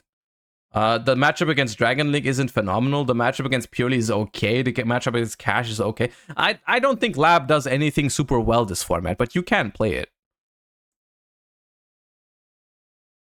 What about Power Spell Sprite? Power Spell Sprite is cope. I think that deck's cope. Blind Second Sprite, I think, is not very good.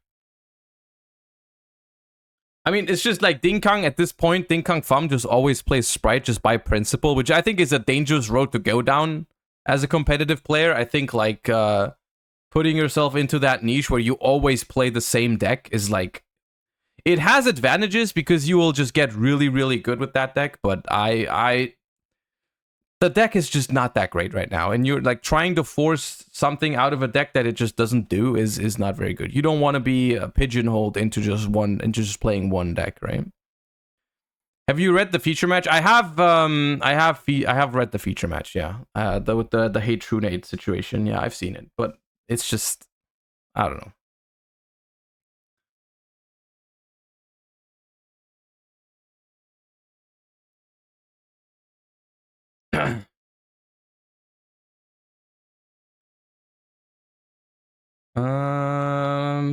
Oh, also, one other thing I was supposed to tell you about, which we're also gonna do this weekend, is okay, this is in German. but there's an event this weekend. I don't know if you've seen it already, but Cart Market Grading is a cart market project where they have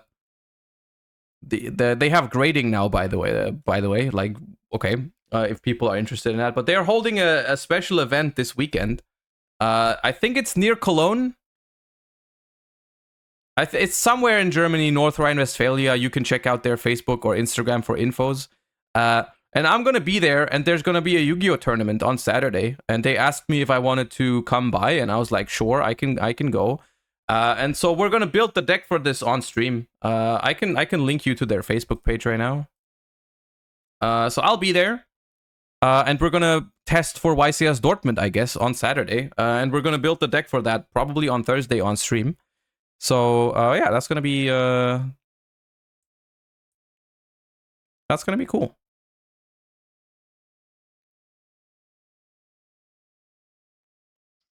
All right, one thing, I'm gonna be honest with you, chat. My throat is hurting, so I don't think we're gonna go all the way until 5 today, unfortunately. But I am struggling. But there's one other thing I really wanted to do.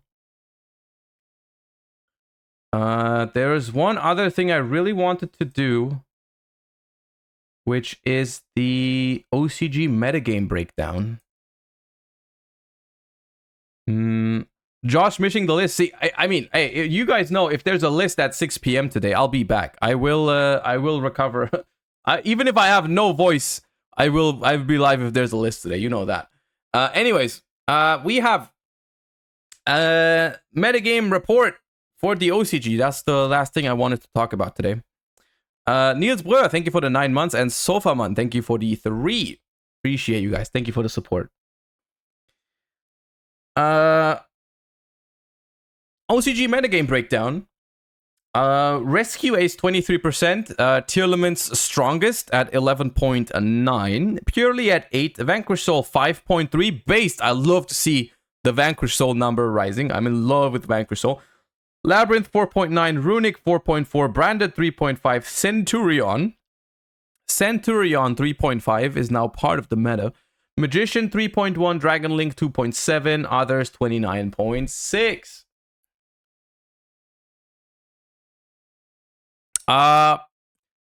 Did this even change? Let me look at the last one. What happened? Rescue Ace went down significantly. Tearlament also went down significantly. Purely went down significantly. Okay, what's on the come up then? Others plus 8%. Centurion obviously came out of nowhere. Let's look at some lists. Let's look at some changes here. Many decks are running Celine, Queen of the Master Magicians, in the extra deck as a way to link climb from the Charmer Link monsters to access code Talker. Ah, I love that. We've had that discussion in the past. 2 monsters on the field should equal access code Talker. True or false, Chad? True or false? 2 monsters on the field equals access code Talker. Find the error, math class. Hita, the Fire Charmer Ablaze effect, could be used to special summon Rescue Ace monsters or Ash Blossom from the opponent's graveyard, while Dark... Okay. Summon Celine, bring back Diabellstar or Effect Veiler, and make access code Talker. Very pog, okay. Yeah, so... Long story short, Rescue Ace is good in the OCG for 2 reasons. First reason, it does not suck completely against Maxi. Second reason is the Diabellstar package actually makes this deck consistent, as opposed to the TCG version, which is not very consistent. So, yeah, that's that. Also, they play Aurora Dawn. Phenomenal. Cool. Love that card. Tearlament's strongest. Ran 3 Ghost Ogres in the side deck against Centurion. Oh, Ghost Ogre is coming back. That's nice. When Centurion, Primera, Trudear, Emmet are treated as continuous traps and activate their effects, Ghost Ogre can chain to destroy and stop the special summon. And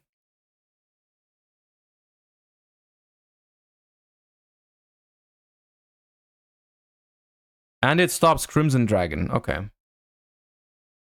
But they don't even say anything about the main deck anymore. That should tell you everything about the stage that Tearlament is at in the OCG. Literally, there's a freaking paragraph about the deck, and it mentions none of the interesting main deck cards. Literally nothing. This deck has been the same in just different flavors forever in the OCG. Literally, this entire block of text mentions pretty much not a single main deck card because it's not interesting. It's just not interesting. It just talks about the side deck at this point. Doesn't even say anything about the main deck. You're like, yeah, here's the main deck. Let's talk about the interesting stuff in the side deck. Moving on. Pearly. Ran 2 Unending Nightmare in the side deck against Centurion. Oh, Unending Nightmare seems like, Troll Despair. Bestial Monsters and DD Crow could also be used against Centurion. Dude, people are really afraid of Centurion, huh? People are really afraid of Centurion in the OCG right now. Very standard Pearly list as well, for the most part. Yeah, pretty much. And here we go. This is the one I was actually interested in. Centurion had a lukewarm performance on their debut, having only 1 top in week number 9. Their performance improved significantly with 7 tops in week number 10. Now, Centurion, we've read the cards. It's probably been uploaded to the Joshua Schmidt Plus channel on YouTube. My reaction to these cards. If not, I'll make sure that they'll be up there at some point. But the Centurion cards, in my opinion, when we read them for the first time, I felt like those cards are. I think those cards are really, really strong. Of course, one of the big issues with the deck is that it does summon Hot Red Dragon Archfiend King Calamity, which is very, very annoying and ignorant. But the cards themselves are pretty strong as well. So I do expect this deck to be somewhat good when we get it. It's interesting. Apparently, they are pairing it with the Horus package. Let's see. Centurion is a new theme from Deck Build Pack Valiant Smashers, which that is a... correct me if I'm wrong, but I think that means it's a collector's rare set for us, right? It's the ones where they released 3 new archetypes and have the collector's rares, like the Vanquish Soul pack, the Pearly pack, the Runic pack, these kind of packs, right? And if you think back about these kind of packs, almost all of those packs have gotten us meta-relevant threats in the past year, right? Runic, crazy strong. Pearly and Rescue Ace, not very strong in the beginning, but got a lot of very strong support later on down the line. Vanquish Soul is, compared to the other ones, it's not that strong, but honestly, an okay archetype, you know? Labyrinth was in there as well. Like, I mean, these kind of packs have been very meta-relevant in the past, and all of those archetypes have received very, very strong support in the main sets after their release, right? So I expect there to be Centurion support beyond this as well, and it's already meta relevant in the OCG. So, okay, new theme build, a new theme from the Deck Build Pack Valiant Smashers that could easily make level 12 Synchro monsters. They could Synchro Summon Centurion Legatia on their turn, then Synchro Summon Crimson Dragon during the opponent's turn with stand-up Centurion. Crimson Dragon would then target the Legatia, return it to the extra deck to special summon Hot Red Dragon Archfiend King Calamity. Centurion can be played with the Horus package. The Horus monsters are level 8 and can be used with Primera to make level 12 Synchro monsters. The Horus monsters themselves could also be used to make rank 8 XYZ monsters such as Galaxy Ice Photon Lord to protect the Centurion combo. Alright. So... Centurion Horus is the deck here. Centurion Horus is the deck here. Interesting. Is there a pure? No. Okay. The Horus cards are another kind of thingy that... when do we get the Horus cards? Is that a Age of Overlord situation? I think so. I think it's Age of Overlord. Age of Overlord is a very good set, by the way. We'll talk about Age of Overlord soon in the I mean, it's like, when is Age of Overlord? Next month? October? I think it's October, right? We really need to talk about Age of Overlord and I need to tell you guys about the cards that are meta relevant from it, because there's a lot of good stuff in it. anyways, the Horus cards are like kind of in the middle. The Horus cards are very, very strong, but they are very, very bricky as well. So, you know, there's that. Take it with a grain of salt. But people in the OCG have been trying to put the Horus cards into a lot of different decks. I've seen a lot of different strategies experimenting with the Horus cards, so that's interesting at least. One driver, one gamma is a psychopathic ratio to play. But I think this is one of those decks that really needs to be able to play through hand traps. That's also why it's got called by and cross out. These are typically the decks in the OCG that I like the least for a maxi format, right? It's like, if I'm thinking about it from a Master Duel perspective, I never really like the decks in Master Duel that need to play called by, cross out, gamma to be able to not auto lose to maxi. I'm never really a big fan of it. However, I think for Centurion, it honestly could almost be okay to if you get maxied, maybe Calamity Dragon is ignorant enough where you just go, right? You just run it, right? All gas, no brakes if you get maxied and you don't have an out.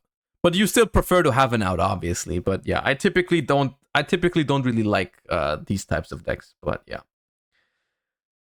Once again, let me inject my copium into you. I don't think that when this deck comes around, we will still have Calamity Lock available. I think it's a great time to ban Calamity right now and then just be fine, right? That is my copium.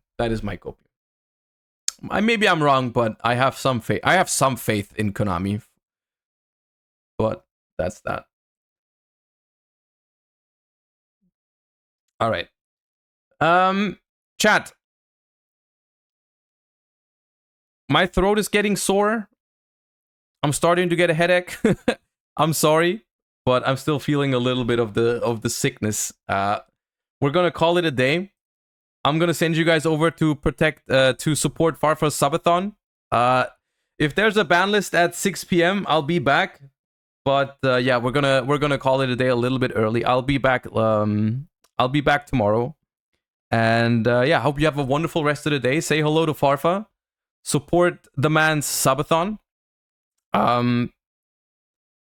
And yeah, see you tomorrow. Thank you for watching. Thank you for all the subs, all the follows, all